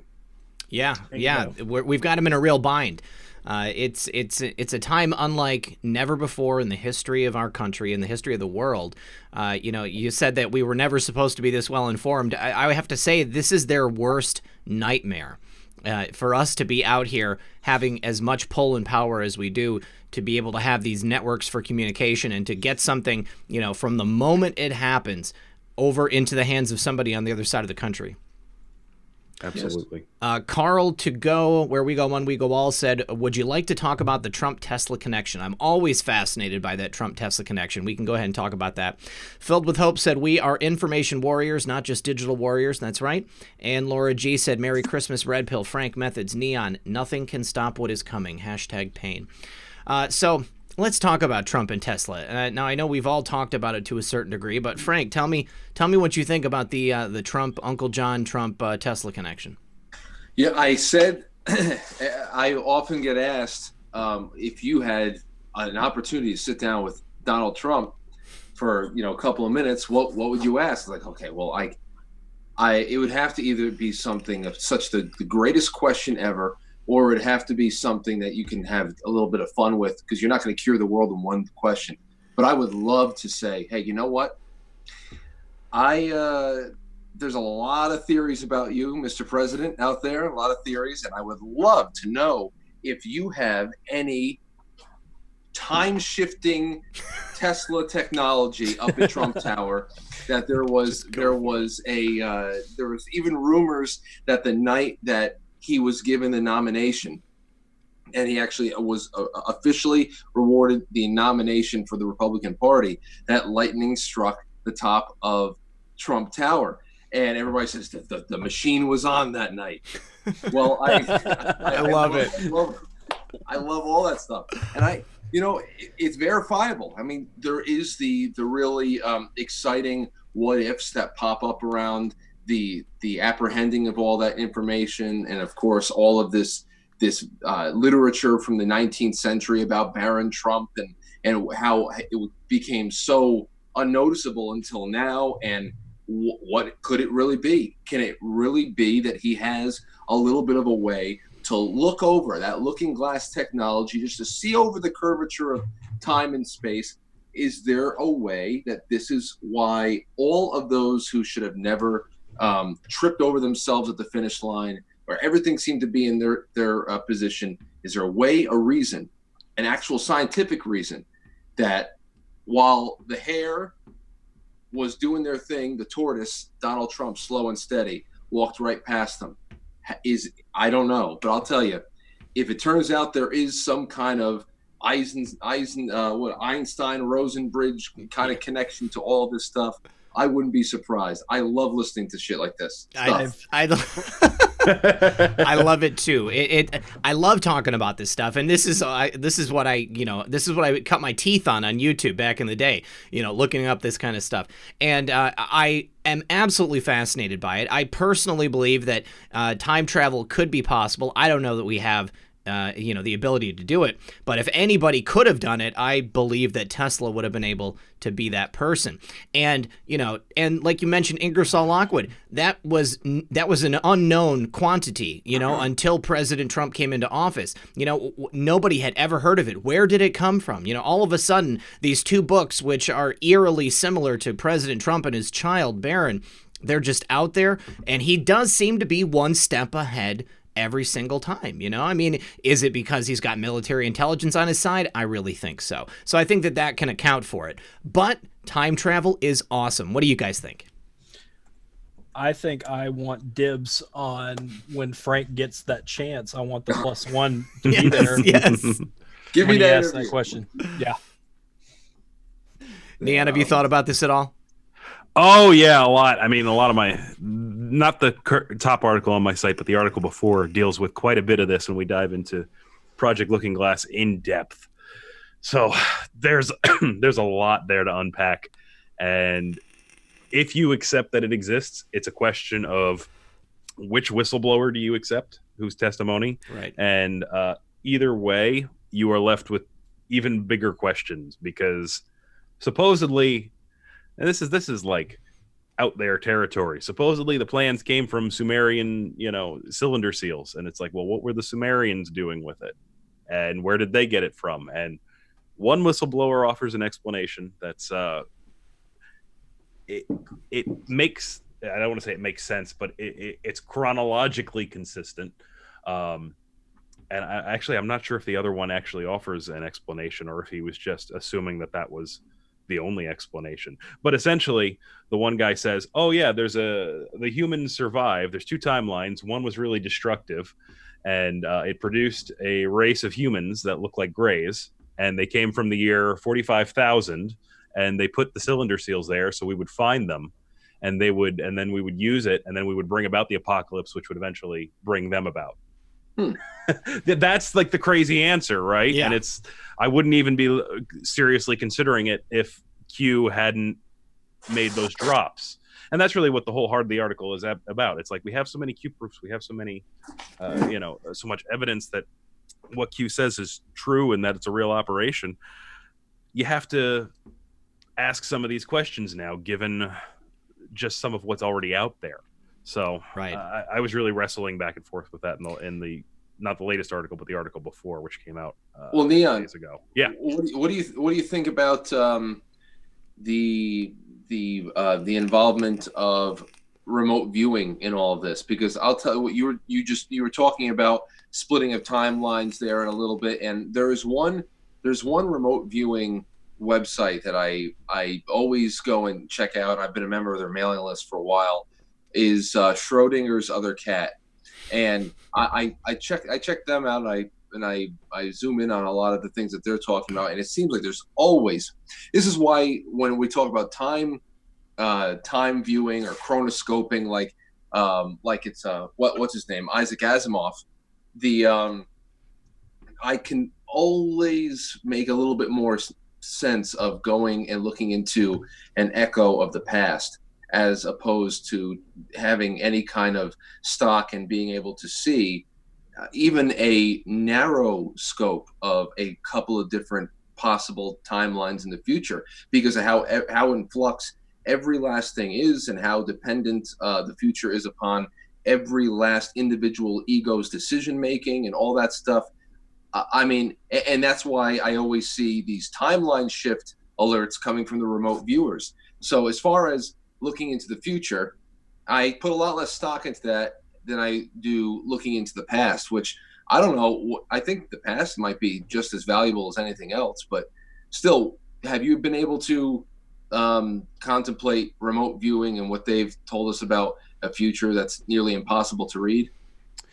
I'm no expert in that territory. I mean, a lot of this stuff is just so it's new to all of us. It's new to me. I don't consider myself an expert by any means. I just consider myself a researcher who's willing to try to dig deep when he can. So I am not the guy to ask on that, unfortunately. It's just a fun question. Yeah, yeah. You know, I mean, I love thought exercises like this. And, you know, you always get people who are going to be really upset that we're even considering it. But, I mean, like... How dare you? Yeah. How dare you? I mean, like, this is part of being a creative person, though, you know? I mean, being able to think outside the box, being able, you know, to look in and just envision the many different possibilities that we have at our hands. Real quick, couple questions or comments from the audience. Jennifer Small said, regarding citizen journalism, I called into Steve Bannon's War Room podcast, talked about Obama legalizing propaganda in 2012. At first, they thought I was conspiratorial, but then they said they'd research it. Well, good. Open those eyes. Baby Love 78 said, I checked those codes under the books or under the picks in Google Books, and every last one comes up with Comey's A Higher Loyalty book. That is interesting. Interesting. Eddie Mitchell says, tomorrow is the winter solstice. I think, actually, wasn't that yesterday? Yesterday. Yeah, winter solstice was yesterday, Eddie, but thank you. Dark to light, that still holds true. James Dalton said, I was extremely moved by the interview you and Thomas conducted with John Here to Help and about 5G. Is there any more information available on this? Maybe John can clarify. Seems bleak. I'm sure that John will do more interviews in the future. I can't give a date at this time, but I am certain about that. You know, and again, I want to just remind everybody, you know, I mean, I think that you can't walk through life thinking that, you know, everything is a foregone conclusion, that, you know, it's over, they're going to take us out. Yeah, I think that we can always be certain that there will be dark forces at work, but that's why the work that we're doing is so important. You know, we have to open eyes, we have to educate people, and we have to do everything we can to make sure that they don't win. And I think in the end, they will not win. No matter what happens, whatever bleak future might exist, I think in the end, everything is going to be okay. Right. Yeah. We have to always remember the supernatural aspect of this. If we want to talk about, you know, God wins and, you know, to quote Q quoting Bible verses and stuff, we have to always remember that aspect. Even when it comes down to, you know, MK Ultra, what's the demonic side of those things? So I always implore people to remember that aspect when you can't necessarily explain things, whether it be, quote, because science or anything. There is a spiritual battle going on, and we just happen to be fighting alongside of it. Absolutely. And that's the message of Christmas, ultimately. Is it not? That's right. No, seriously. I'm not trying to be cheesy. I'm being no, but it works, though. That's why. 100% serious. Anyways, with that, gents, I think I'm going to bounce here. It's been great talking with everyone. Great meeting some new faces tonight. So glad you could be here with us. Yeah, great to meet you, Nia. Absolutely. Much just want to wish Neon. everyone Merry Christmas one last time. Merry Christmas, Neon. We'll talk to you soon, bud. Bye now. All right. Informative Info said, Merry Christmas, everyone. Happy New Year. Please subscribe to my channel. I have Brendan Dilly replays and, of course, me, Jared. God bless everyone. Informative Info, you heard it here. Subscribe to Informative Info. We'll check it out. Thank you, Jared. Appreciate it. You have been endorsed. Yes, you've been endorsed, my friend. So, Neon. So, Frank, what do you got coming up for 2020, my man? Oh boy, 2020. I am going to. I don't know. I would be grateful if we can just keep doing a little bit more of what I've been doing and all that. I have some great guests already lined up. Charles Pixley, I know you know him. I love Charles. Charles, if you're watching, you are a great man. Can't wait to see you on Frank's program. Yeah, he'll be on January 7th, I believe. And on January 3rd, I've got James Martinez is coming on. We're going to be talking about more cold fusion technology and other earth-changing technologies. Nice, I like that. Yeah, that'll be fun. But other than that, man, I gotta say, guys, I mean, both of you really know, and I think a lot of people in the chat room and who are going to watch this on rerun can feel it. It's palpable here. Things are only being escalated. I mean, you can feel the rising action where we're coming up. It's crescendoing in many ways, and I think that at this point, I love the end of the year for this kind of vision clearing sentiment, because we need to be so hyper focused for the next 9 months. I mean, I don't know. I'm going to be buying a lot of non-perishable food. I'm going to be doing a lot of things I never done before, just to be able to, because I don't know. I feel like we're at the top of the roller coaster. It's going to be so good. I agree. I absolutely agree. Pink Floyd just asked if you could do your Nancy Pelosi impression. Oh no! Oh, man. You just do it. I don't know. You see, the Nancy Pelosi impression is, it's just so it's awful because you have to have that. You need to have that constant stuttering action going on. And then she also has somebody has said it before where there's a little bit of Mr. Magoo in there as well.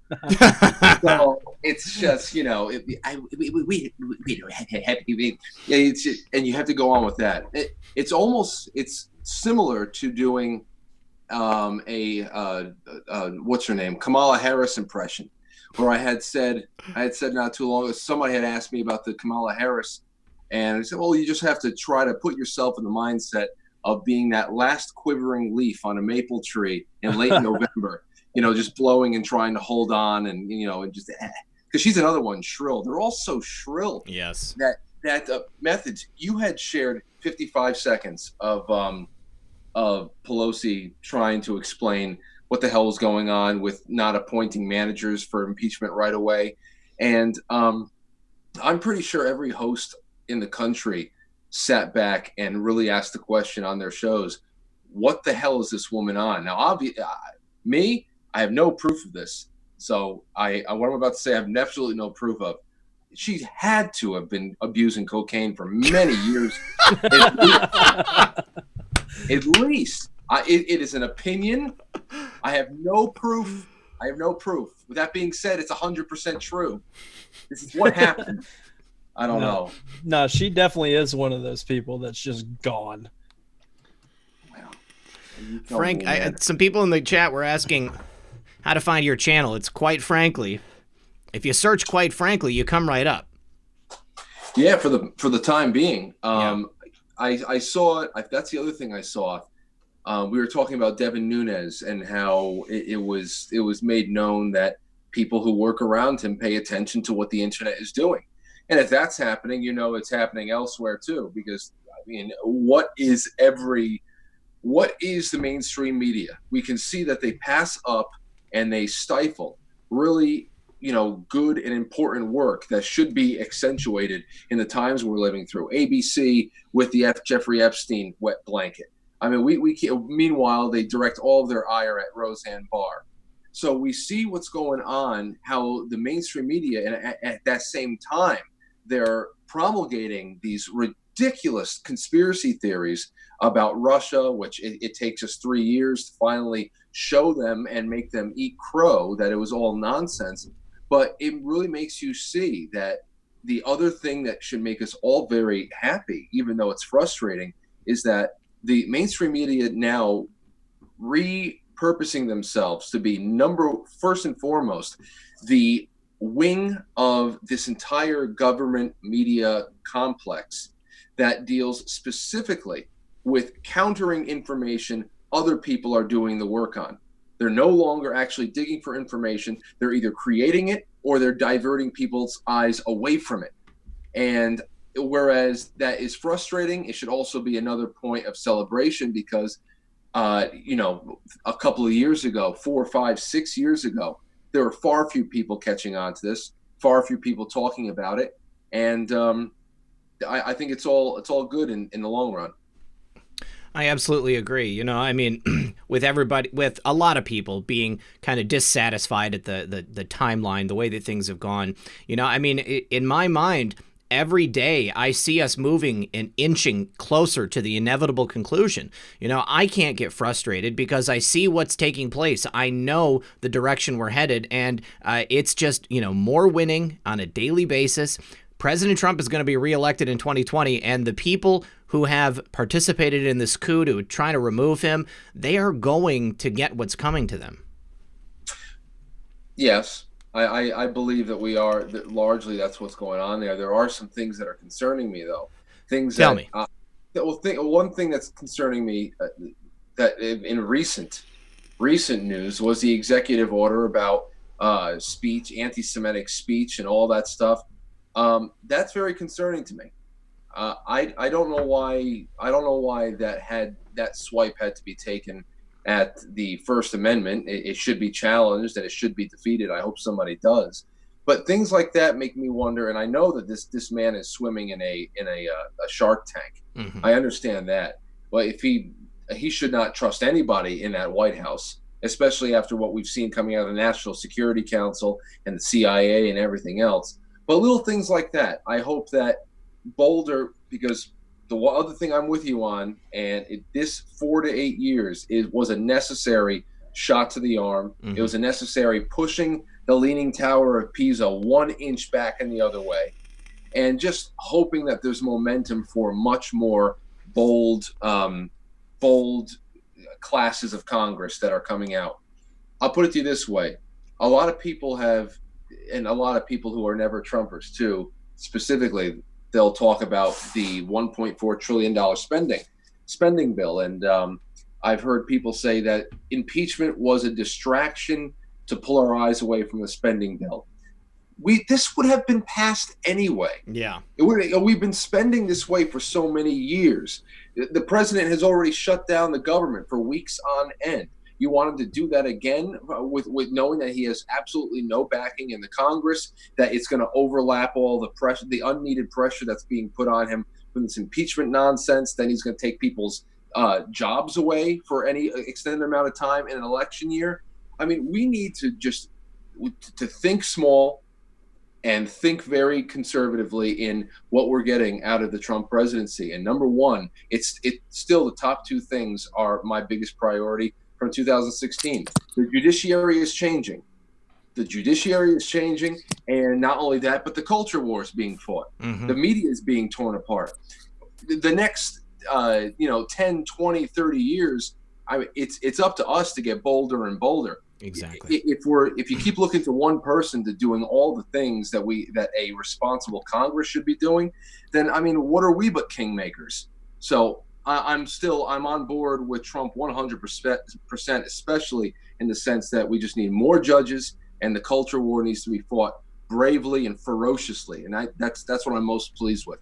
Absolutely. You know, I mean, they're necessary steps. You know, I mean, these are all increments, and we can only do one thing at a time. And if Trump was to, many people, when Trump came into office, they were like, why didn't he just sweep people up and arrest? Why didn't he just do all of these things that need to be done? We could not tear down the system that we had in place like all at once. I mean, it had to be removed brick by brick and then rebuilt.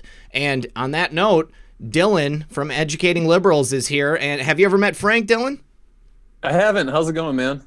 Dylan, it's great to finally talk. We've talked through DM once or twice. I tried to get him on my show, but you obviously you're kicking ass and you're doing your thing. I'd love to have you on in 2020, man.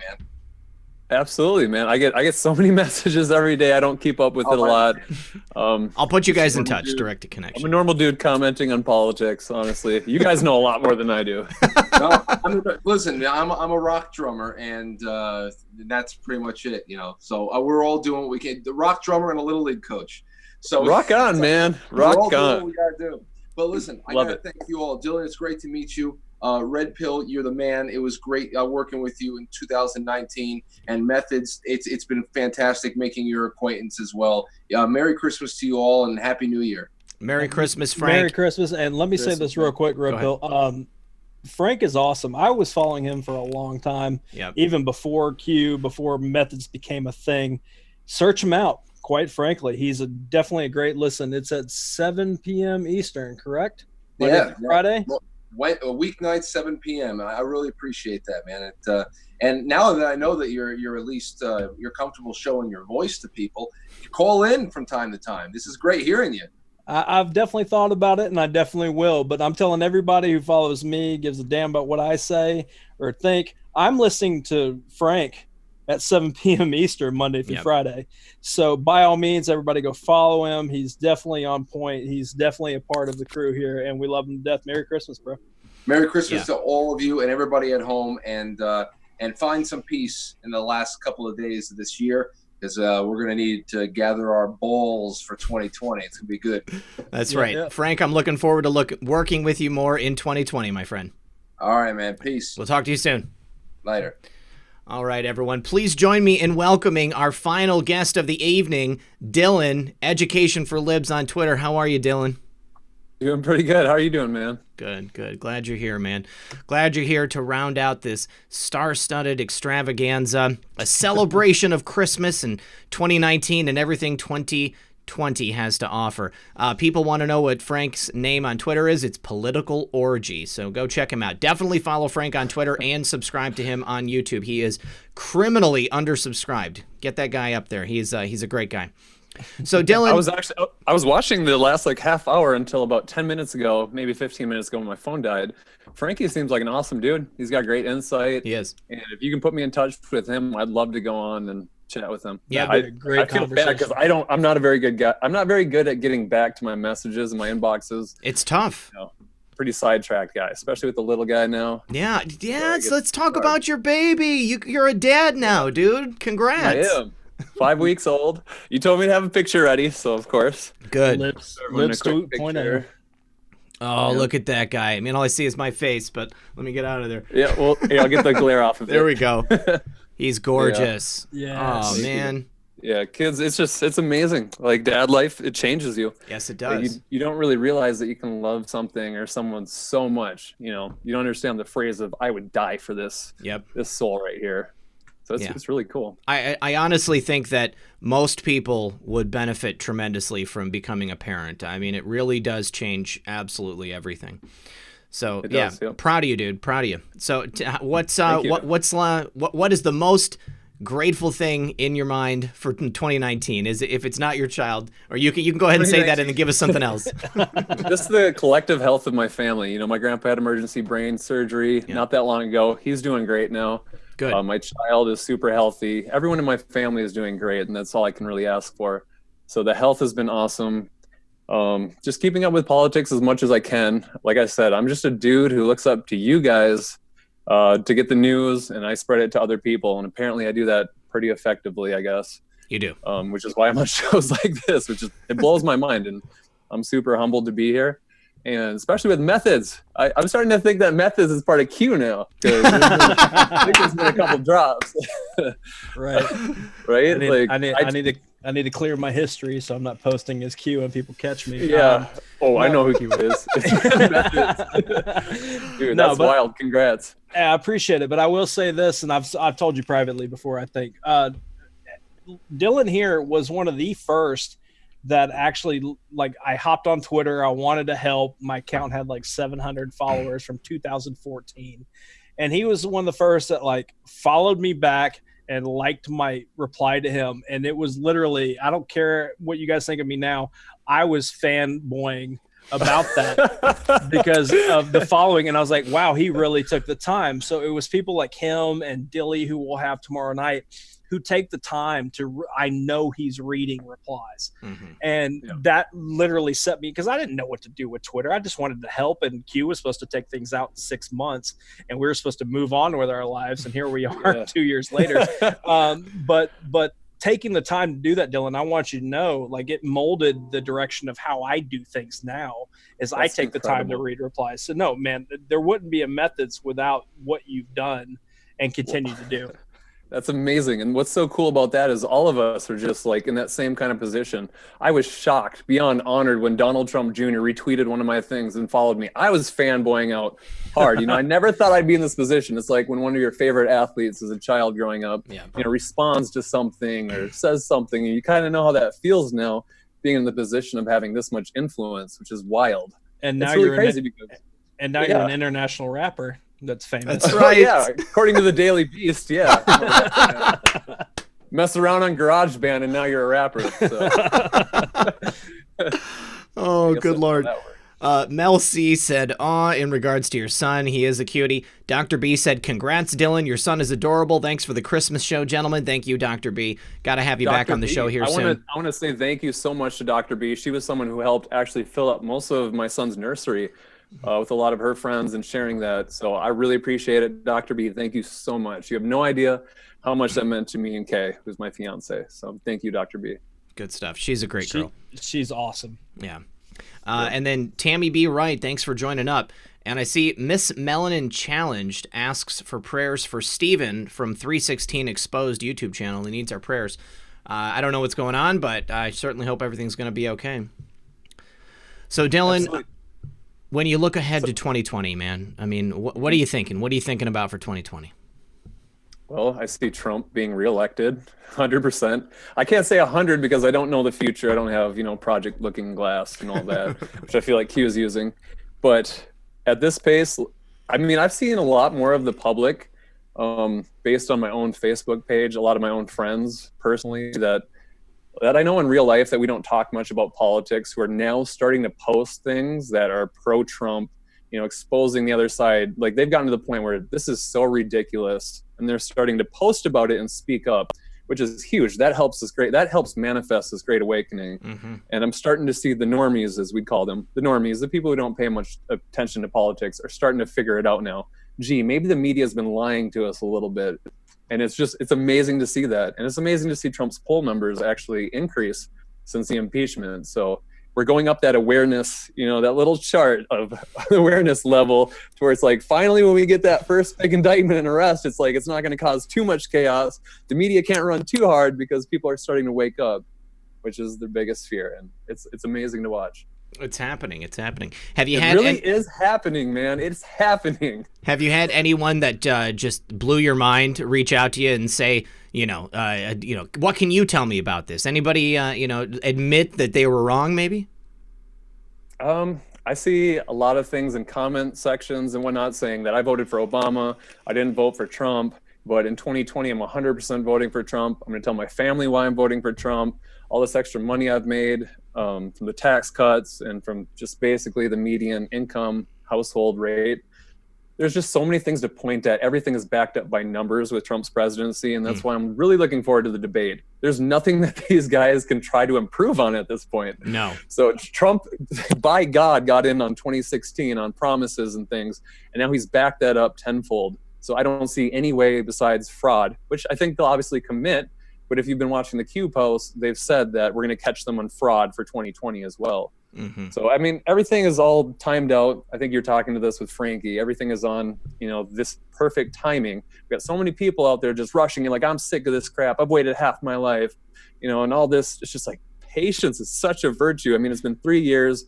Most of the time there's been a Russia witch hunt investigation to where we couldn't respond. We had to let it go through, because if you respond, then they'll say, oh, he's attacking his political opponents. So there's a lot of people who don't quite get it, or they're waking up to it. They're really pissed off, but they don't understand the optics of it yet. Yeah. Hasn't it been great to watch Trump go a little bit harder on the offensive lately? Yeah, I mean, I honestly, dude, I'm like into politics as much as I can be.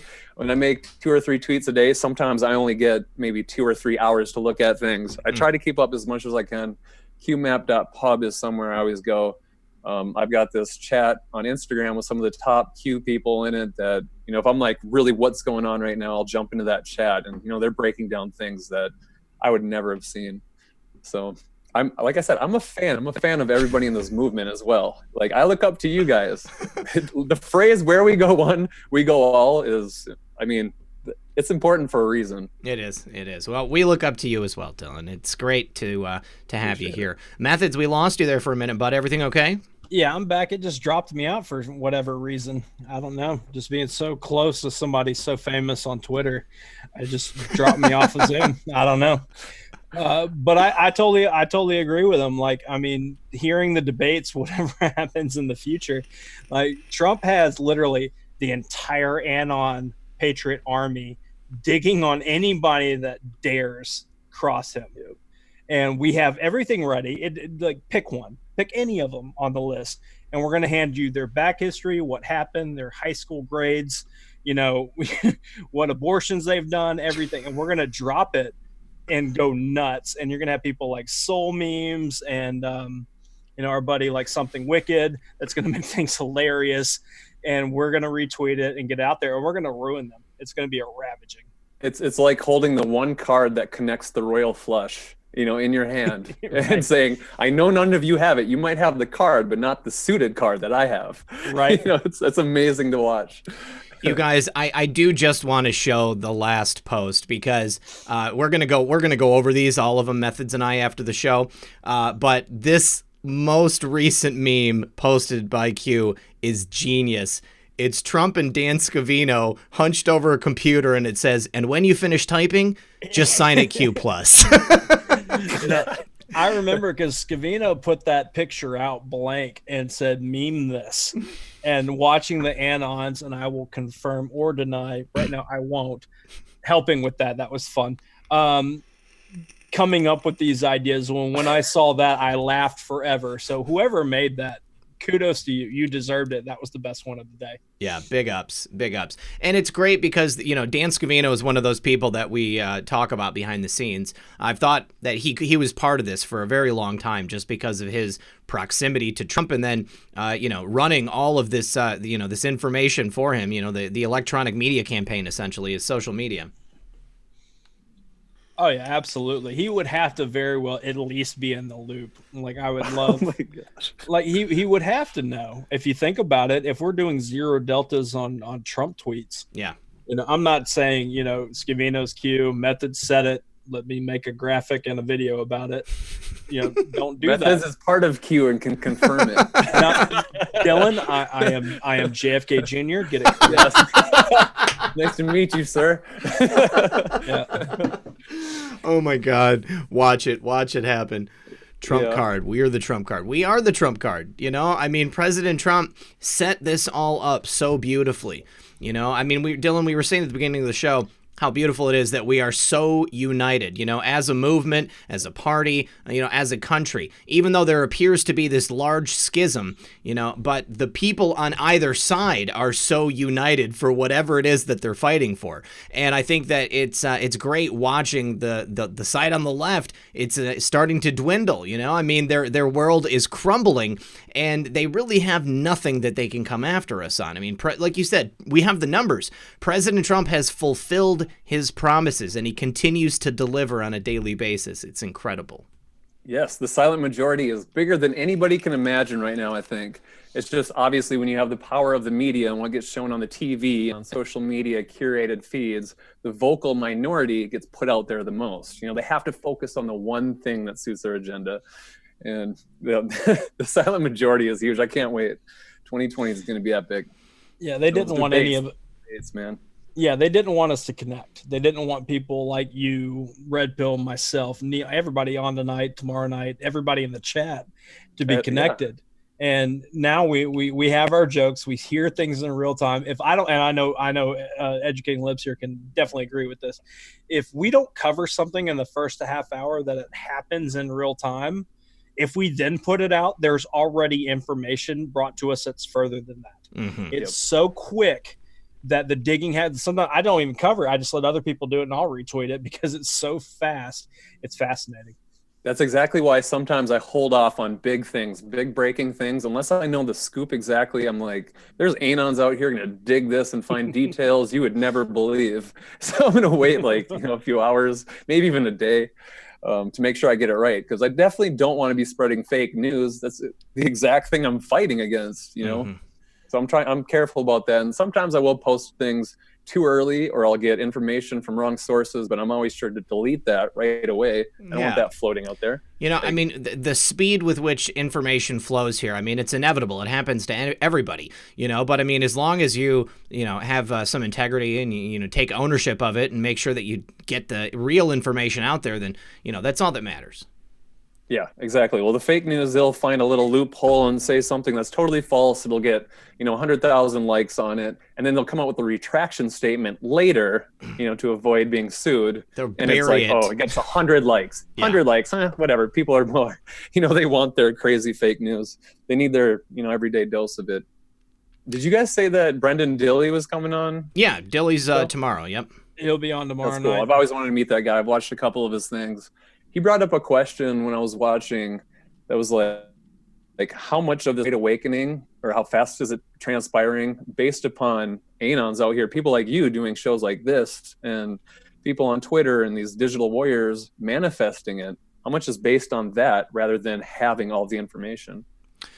Okay, there we go. They booted everybody off the stream there for a minute, but now we've got most of them back. That's good. It seems like every time I talk about how well we're doing, they're like, silence it. Of course. No, but Dylan, to your point, if anything, that was a part of the war gaming before Q even started. If you notice, building these things up to a point, getting it to where we're like, all right, we know Q's legit, the tippy top with the rabbits, whatever needs to happen to get us on board. And then it manifests itself because of the realities that they know. So as far as seeing in the future, knowing the past, all those things, that's fine. But we jump on it, it resonates with us, we confirm it, and then we push it out there. And people like yourself or whatever poll I have, Red Pill, and as well, we make sure that it then becomes what has to be discussed. Mm-hmm. And I know that how many times have you covered something during the day that ends up becoming the talking point by proxy that night on Fox News? Yep. We're literally breaking the news at this point. Exactly. Right. So to that point, definitely. But as far as you connecting with Brendan, I'll speak with Red Pill on that. We'll gladly connect you with him because he's awesome. We're 100%. Red Pill Doc just said, Looking Glass Tech may have revealed the success of the Q movement. We, as the digital army, can control the timeline by flooding media with facts to force the truth. Yeah, truth is a force of nature, like Trump said. Like, we never had this capability with the internet. Even, about 10 years ago, I guess, was when it kind of started. When iPhones came out, you could connect to the internet, and you get Facebook, which was about 10 years ago. Mm-hmm. And all of a sudden, it's like this information base at your fingertips of things to access. And I mean, that's how it started for me. 2012, I'm looking at things, watching a video of a whole bunch of questions about 9/11 that can't be answered. I'm like, what is this? Like, what is this? Like, anyone else want to look at this? Like, this doesn't make sense to me. And I feel like I'm not an idiot. And the way it made everyone else uncomfortable and stuff like that is what made me dig deeper. I'm like, I have, access to these things. I know how to use the internet. And that's how I just became a researcher for myself and came to my own conclusions. And I mean, I came to my own conclusions at a time where we didn't have Q or Donald Trump. And it was a lot scarier picture at the time where it was like, oh gosh, Obama's doing these things and he's going to hand it to Hillary. And they have like a 16-year plan. So I'm like, this is kind of freaky, dude. Like, Walmarts are used as FEMA camps. I don't know. Oh, that's a deep dive. Yeah, it is. Yeah, it was pretty freaky, man. But now it's like, sunshine and rainbows. I see the bigger picture happening. It's great. Yeah. I mean, it's a wonderful journey for everybody to have gone on, I mean, like, to have that one thing that opens your mind up enough to allow this flood of truth to come in. You start asking questions, Never stop asking questions, guys. Never allow yourself to get to a point where you think that you know everything, because none of us truly know enough. It's got to keep coming, We have to keep plugging away, keep prying things open, and keep asking for the truth to be revealed. That's the problem with all this, is that we really love doing this stuff. Yeah. Like, we really love finding those nuggets. Like, I love going back. Like, people say, oh, I can't stand listening to Pelosi or Schiff or whatever. I thoroughly enjoy having coffee in the morning and looking back at nuggets of them 10 years ago, lying their hypocrisy, right. Double standards and lies. And I'm like, here you go, digital fam. Here's 30 seconds of nonsense that they just said. And you don't have to listen to the hours of stuff I just had to. I love that, just because it's literally presenting just to make sure if it wakes up one more person, then it's worth it.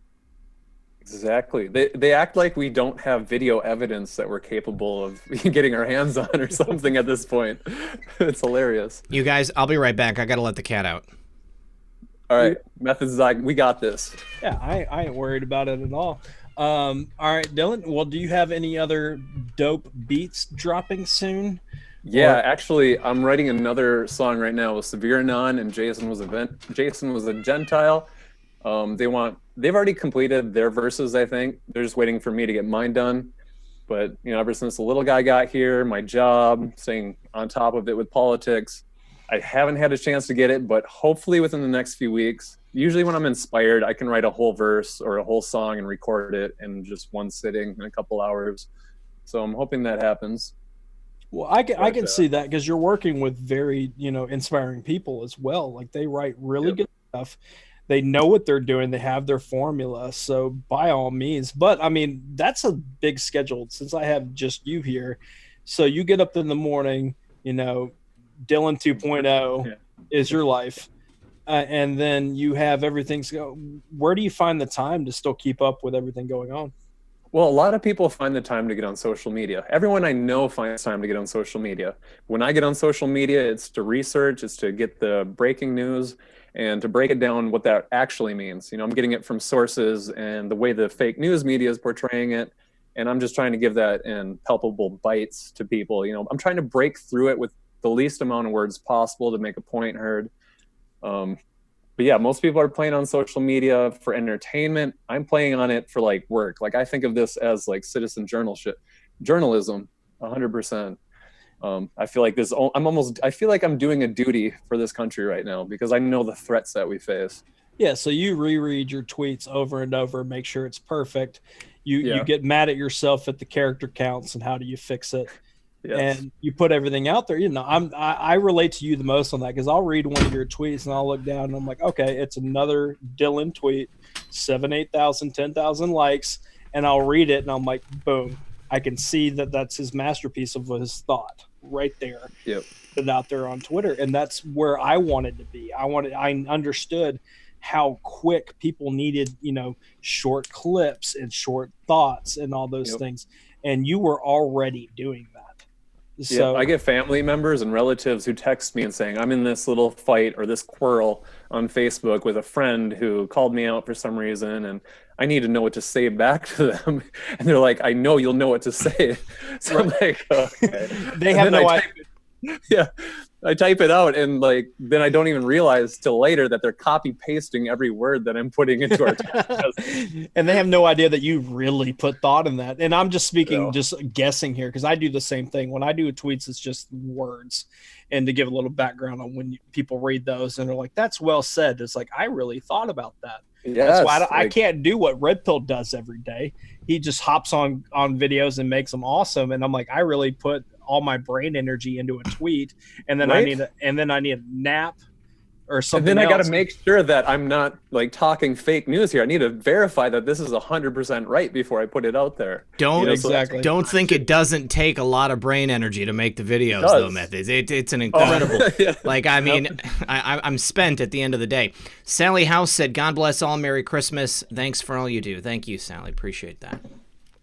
But yeah, you know, I think we all do a great job. You know, we're all putting in, you know, as much energy as we possibly can into this. Sometimes more energy than we actually have to give. But I mean, the point is, this is so important. I mean, if we weren't doing this, then I don't think that I would be able to live with myself. I wouldn't be able to just sit by and watch this stuff happen and watch people defame the president or spread lies about him and not try to come back with a witty retort. Yeah, I've spent many sleepless nights, especially in the beginning, over this stuff. Like, I sleep a lot better when I put my 2 cents out there and people go, wow, that really clarified everything for me. Thank you. It's like, no problem. Like, this is just, it's honestly so important, like you said, that I gravitate towards doing it now. It's second nature to me. You know, I don't see it as a job. I see it as something I really want to be doing. Yeah, right. definitely. You want to look back on this time period and be like, I did my part. Yep. I didn't complain. Exactly. I didn't do this or that and the other. I did what I thought I needed to do. Because our kids' futures are at stake here. Now it's even more important to me. I look at my child and it's like, your future's at stake here.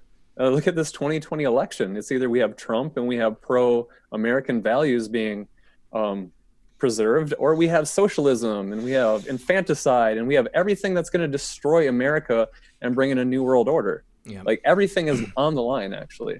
Yeah, it's very important. Ashley Tucker just said, thank you, Patriots. Thank you. Dr. Tammy's here. Hello, Dr. Tammy. Good to see you. Dr. Tammy sent me a Q light. It's going to go on the wall when I move this studio. I'm going to be moving this room to a different room. But it's really cool. It's like a light. It's got LEDs in it, and it's a letter Q. So thank you very much, Dr. Tammy. I appreciate that. Merry Christmas. Merry Christmas. Well, we're approaching the end, guys. 9:57. It's been a great 2 hours. I want to thank everybody for being here tonight. Dylan, is there anything going on that you want to inform the audience about? Any upcoming events or anything? Yep, absolutely. So January 11th, if anyone is in Florida, specifically Tampa Bay, I will be there giving a speech at a Q rally. It's the second one of these that we've organized. There's going to be a lot of great speakers there, including myself. It'll just be a great time for everyone in the community to get together and listen to some good speakers and get to know each other. Will it be live streamed? I hope so. I'm not really sure. I got to figure out more of the details. We're figuring out more of the details right now as it breaks. But about 3 weeks from now in Tampa Bay, and I'll be posting about it too on my Twitter and Instagram and stuff. Where can people go to find information about it? Go to Red Pill Show. It's called Red Pill Show on Instagram, and they'll have all the information. Okay. Mike Johnson just said, trust but verify. You guys are awesome. 22 years old from Canada and watching. We are a lot farther behind you, but you look into Wexit if you're interested. Okay, pretty cool. Whitehead said, I'm calling my kids' generation Generation Q. Merry Christmas. I think that's a great idea. Hey, Jude said, for Dylan, the greatest quote that I ever read after becoming a mom, you'll never realize how much your parents love you until you become a parent. Very, very true. Into Next says, Siemens awarded Guantanamo construction contract totaling $828 million on July 25th. Timeline 31 months. Very cool. Looks like they're going to they've already done a lot of expansions there, so I'm pretty interested to see who they're going to fill it up with. They got the padded walls ready, so that's good. Mm-hmm. All right, Dylan. Well, once again, Merry Christmas, my friend. Thank you for being here. Thank you for sharing your life with us. You take a lot of time out of your day to make sure that people are informed, and we all appreciate it. Appreciate you having me on. Merry Christmas to everybody out there. No problem. Merry Christmas Dylan. buddy. We'll see you.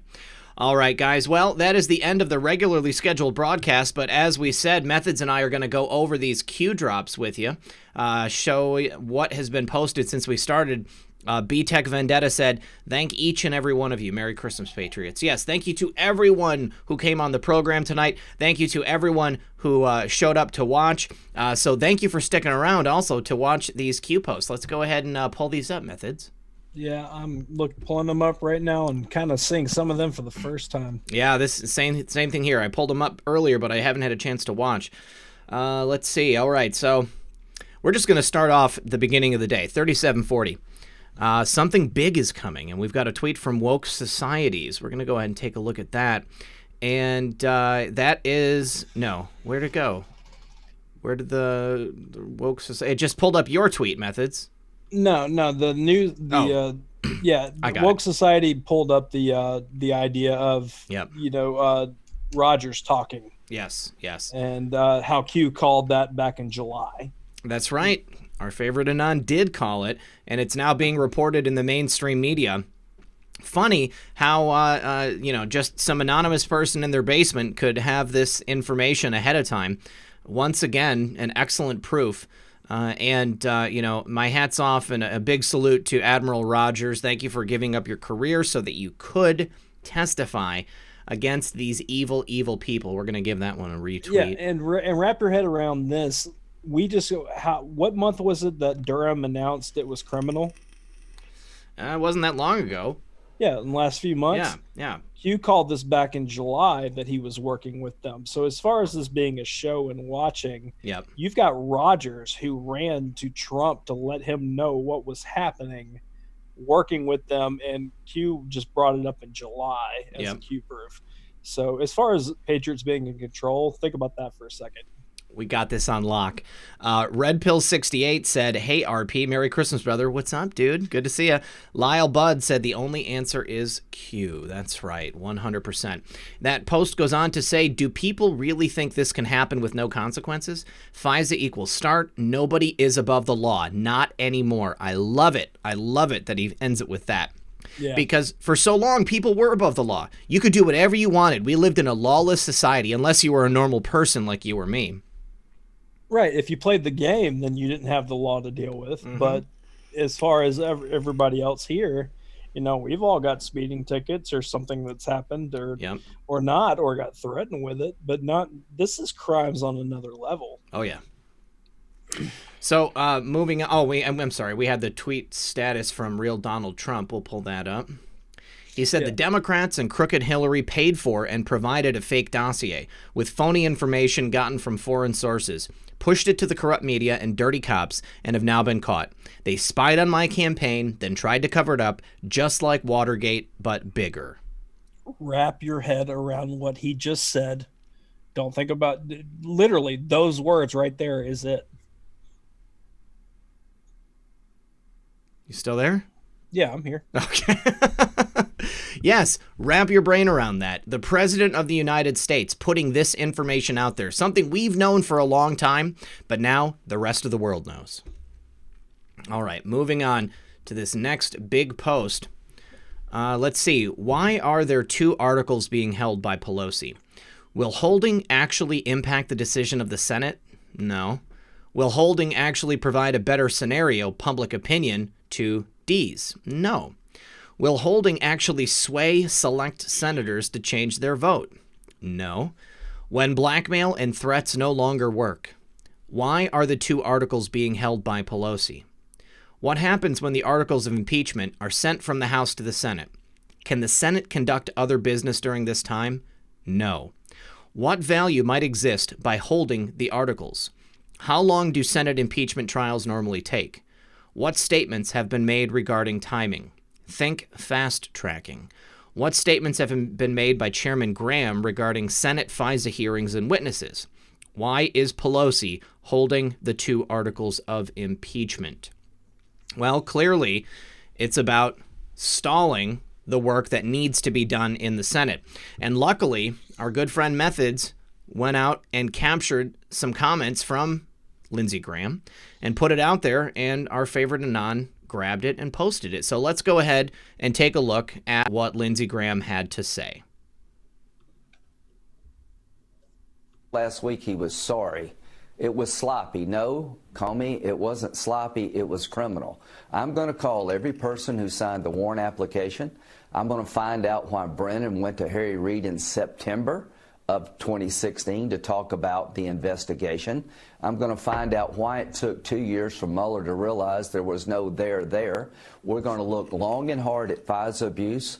We're going to pass laws to make sure this never happens again. Accountability will only be successful if somebody gets fired, and I'm looking at Christopher Wray to fire somebody at the FBI, and somebody needs to go to jail, and I'm looking at Durham to hold people criminally accountable for the laws they broke. Well, you make a good point, and we've got a graphic here that shows everybody who signed those warrants, and you're saying each of these people you're going to call down to testify. That includes, obviously, James Comey signed the warrant 3 times. Sally Yates signed it once. Yeah. You had Andrew McCabe, his deputy, signing it. Do we have that graphic? Sally Yates as well. All of those people you say you are going to call to testify as you continue to do this deep dive into what took place in 2016. Yeah, there's 2 questions I want to ask these people. When you signed the warrant application, how much time did you spend trying to figure out if it was actually true? And how far up the chain did this go? Did President Obama know about the counterintelligence surveillance of the Trump campaign? Did Vice President Biden know? How much information was provided to Susan Rice? I want to know how far up the chain the investigation went. I want to know why so many people could sign a warrant application so flawed. So there's a lot of questions. I want to make sure this never happens again. To the American people, you deserve better than this. Every American should be worried about FISA. And to this impeachment debacle, to my Democratic colleagues, impeachment is a dead cat. Stop playing with it. As long as Pelosi holds on to those articles, she is stalling the important work that needs to be done in the Senate. We're asked again, why is Pelosi holding the 2 articles of impeachment? How do you introduce the truth about what happened to the public? What value might exist by attempting to block public testimony and hearings? Would educating the public through the Senate prior to the Barr-Durham-Huber release be important? Narratives are created and pushed to prevent the public from discovering the truth. Enemy of the people. So clearly, what needs to happen here is this stuff needs to be brought out in the Senate because it's going to educate people and it's going to open up a lot of eyes. Now, we've got our good friend Neon Revolt back in the room here. Neon, how's it going? Hey, can you hear me? I can hear you, yep. Okay, sorry, just different mic. Keep going. Okay. I had an idea. I wanted to run it by you guys, but just keep going. Sure. Don't let me interrupt. Not a problem. Methods, what are you thinking about this? I mean, clearly, I feel like it's getting easier and easier to read these drops. I mean, not that it has been particularly difficult for a while. I mean, once you learn the comms, then, you get a pretty good idea of what's going on. But I mean, I feel like it's being spelled out directly here. Right. I mean, if you think about it, they're out of ammunition for the most part. So the idea of, okay, well, then I could just hand over these articles of impeachment and it should technically tie up the Senate for 2 weeks or whatever, as far as the usual time. And then we can, that's a diversion. That's a media narrative change. And we can, plan our counter move, because you have to think, if they're on that point to where they're like, oh, we're not going to hand you this, and we're going to stop you whenever what you're doing, to hit pause and then focus on this, then that's lowbrow. That's junior varsity. Sure is. Neon, so what are you thinking about it? Oh, buddy, I'm sorry. I had just an idea hit me like a lightning bolt out of the blue. Yeah, I was on the boards. After I left the conversation, I was on the boards, and I saw a photo of a guy living in the UK who put his Christmas lights up in the letter Q. And I just thought, how cool would it be? Everybody has a Christmas wreath. How cool would it be if all the Q supporters around the world just took a little branch of holly or evergreen, stuck it onto their wreaths, and made it a Q for a day? And we took photos of it, made a hashtag Merry Qmas, and just uploaded them to social media. It would be like, not like a silent protest around the world. It would just be the coolest thing. So I wanted to come in. I wanted to say, if you guys can do that, if you have a wreath on your home or somewhere, you can turn into a Q for a day or so, take a picture of it. That would be amazing. I think it would be an amazing thing for the Q community to see. Hashtag Qmas. Yeah. I'm down, man. I'm going to buy a wreath tomorrow. Nice. Hey, we just had a new one show up from my wife's parents. So yeah, we could do it. All right, sweet. That's literally all I wanted to say. All right. Well, the next post is a tweet from Kevin McCarthy, and it is a segment that he did on Fox. Let's go ahead and take a listen to that. Well, if you pause for one moment and you read this IG report by Horowitz, here's the FBI. They broke into President Trump at the time, candidate Trump's campaign, spied on him, and then they covered it up. It is a modern-day Watergate. And you've got Democrats who aren't willing to even look into that. That is the area that we should be looking at. It's a modern-day coup, the closest this country's ever came to, but the only way you can compare this to is Watergate. They broke into his campaign by bringing people into it. They have been trying to cover it up for the whole time. Now the question rises, just like Watergate. Who knew, when did they know it, and how high did this go up? Well, if you pause for one moment and you read this... Watergate, but worse. Methods. McCarthy is such a incredible guy. I don't know if people were following him much before all of this started, but if you've been paying attention to him for, let's say, the last 6 months, even the last few months, he's been a rock star, and I will listen anytime he's on air. He's on point. I mean, this is Watergate 2.0. It actually, shuns all of that. This is a bigger degree, internationally on another level, and anything he says at this point, he knows what's up. He knows what's going on. 100%. Neon, what do you think? Oh, this is their new messaging. Skip ahead a couple drops. You're going to see the Senator Ted Cruz drop. They're all starting to hit on this big time now. Good. I can't wait. I like it. Well, the next post is a meme, and it says, haven't you figured it out yet? It's not about Trump's corruption. It's about making sure you don't find out about their corruption. Absolutely. That's such a good... Whoever made that, is that in there? Freedom or whatever? Yeah, freedom of press. Hey, no, that's a great meme. Well done. Yep. Good job. All right, moving on to the next. There is another meme. Spygate. Never has a president left office to collude with others to impede the next sitting president of the United States until Obama. Right there. Obama knew. Yep. And we know he had strings he was pulling from the White House desk. Yep. You know it. You can't argue against it, and that meme's perfect. Yep. Beautiful. All right, and then next we do have that tweet from Senator Ted Cruz. Really love the way that Ted Cruz is acting recently, too. In case you missed it, with Maria Bartiromo on Sunday Morning Futures, the IG's FISA report is a stunning indictment of the politicization of the Justice Department and FBI during the Obama administration. Now, this is a 5-minute clip. I guess maybe we're meant to listen to the whole thing, so we will. What was a blockbuster IG report. What struck you most?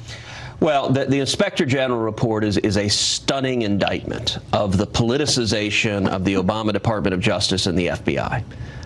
The Inspector General report details 17 specific, serious misrepresentations DOJ and the FBI made to the FISA court. By the way, the Inspector General, Michael Horowitz, was appointed by Barack Obama. And I'll give you the most stunning example the Inspector General uncovered.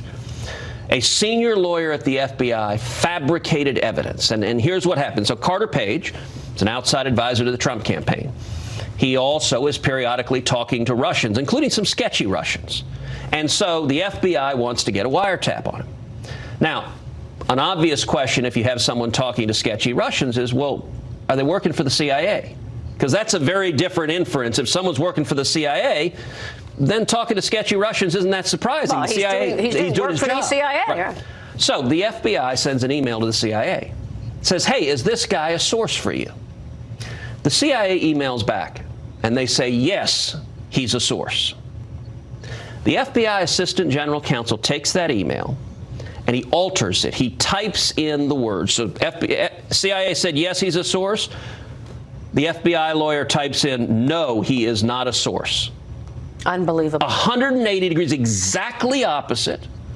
He then sends that email on to the Department of Justice that uses that as the basis for a sworn statement to the FISA court to get a wiretap. By the way, the Inspector General report also talks about so let me just say that's unbelievable. For the IG to have found this, you want to talk about good investigating. I mean, they dug through the original documents, and someone on the IG team noticed the original email from CIA, the forwarded email, and compared and said, wait a second, these words aren't in the first one. I'll tell you what the IG report says. When they questioned this Assistant General Counsel at the FBI, they said, hey, how did this email change? He initially denied it. He said, oh, I don't know how it changed, no idea. And then they pressed him, then he's like, yeah, okay, I changed it. That is on its face criminal conduct. If you or I did it in a car wreck case, if you got in a car wreck and you were in court and you doctored fraudulent documents and submitted it to the court, you or I would serve jail time for that. That's senior leadership at the FBI. That's how badly they wanted to spy on Donald Trump and get Donald Trump. It is a horrifying abuse of power. It's horrifying. Do you think people will go to jail? Yes, I very much hope so. In this instance, this individual has been referred for criminal prosecution. I was encouraged by the statements that both Attorney General Bill Barr and U.S. Attorney John Durham put out, that they're continuing to investigate, that there's substantially more here. This was spying on the Republican nominee to be president. They sent in multiple confidential human sources wearing wires. All before July 16, when they claimed the FBI counterintelligence investigation began. And, you know, I used to be under George W. Bush. I was an associate deputy attorney general. I spent 5.5 years as Solicitor General of Texas. I've spent a lot of time in law enforcement. I got to say, in any ordinary law enforcement, any responsible leadership, if someone had come in and said, hey, let's wiretap and spy on Hillary Clinton or Bill Clinton or John Kerry, it's possible, if there was a mountain of evidence and serious criminality, that you would end up approving that. But you better believe you would cross every T and dot every I, and you would press and say, all right, what's the evidence for it? What's the basis? Because you know it would get checked. One of the things that's so offensive, it's clear these guys assumed Hillary would win, which would mean there'd be no accountability at all. They could get away with this because no one would check. While the Trump investigation was going on, there was another investigation going on into Hillary Clinton's emails. 33,000 emails gone. She used bleach bit and a hammer to get rid of her devices. I mean, if that's not obstruction, I don't know what is. And it was the same person, Peter Strzok, who was running the FBI investigation into Trump and running the investigation into Hillary Clinton. And we haven't heard anything about HRC. One of the worst legacies of the Obama administration is the corruption of law enforcement and the intelligence community. And by the way, the big unanswered question is, how high up the chain did this go? We know that the deputy director of the FBI, McCabe, was read in and authorized this. We know the director of the FBI, James Comey, was read in and authorized this. Did the Attorney General, did Loretta Lynch sign off on spying on the Trump campaign in the middle of the election? Did the National Security Advisor at the White House? Did Barack Obama? Did Joe Biden? I got to tell you, in most administrations, if you're launching an investigation on a major political figure like the Republican nominee for president, your opponent, they would be read in. Nobody's asking those questions about whether Barack Obama and Joe Biden personally signed off on spying on and surveilling their political opponents. Not a single Democrat in the House cares about the answer to any of this. It's beyond crickets. You cannot ask about abuse of power or investigation. That's wrong. And yet here we are with the impeachment of Donald Trump. Senator, it's good to see you. It's always some of the most important questions I have heard in a long time. And I got to tell you, this is the best possible scenario that we could have for the Republican messaging. What do you think, Methods?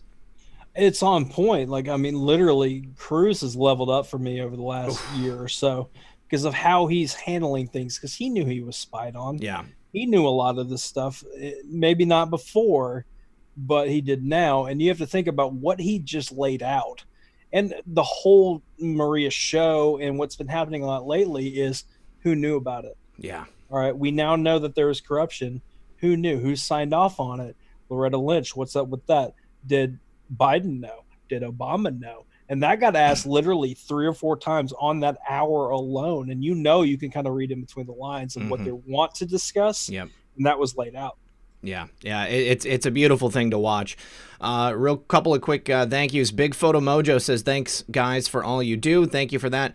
Grandpappy Frog says, thank you and Merry Christmas. Thank you for that.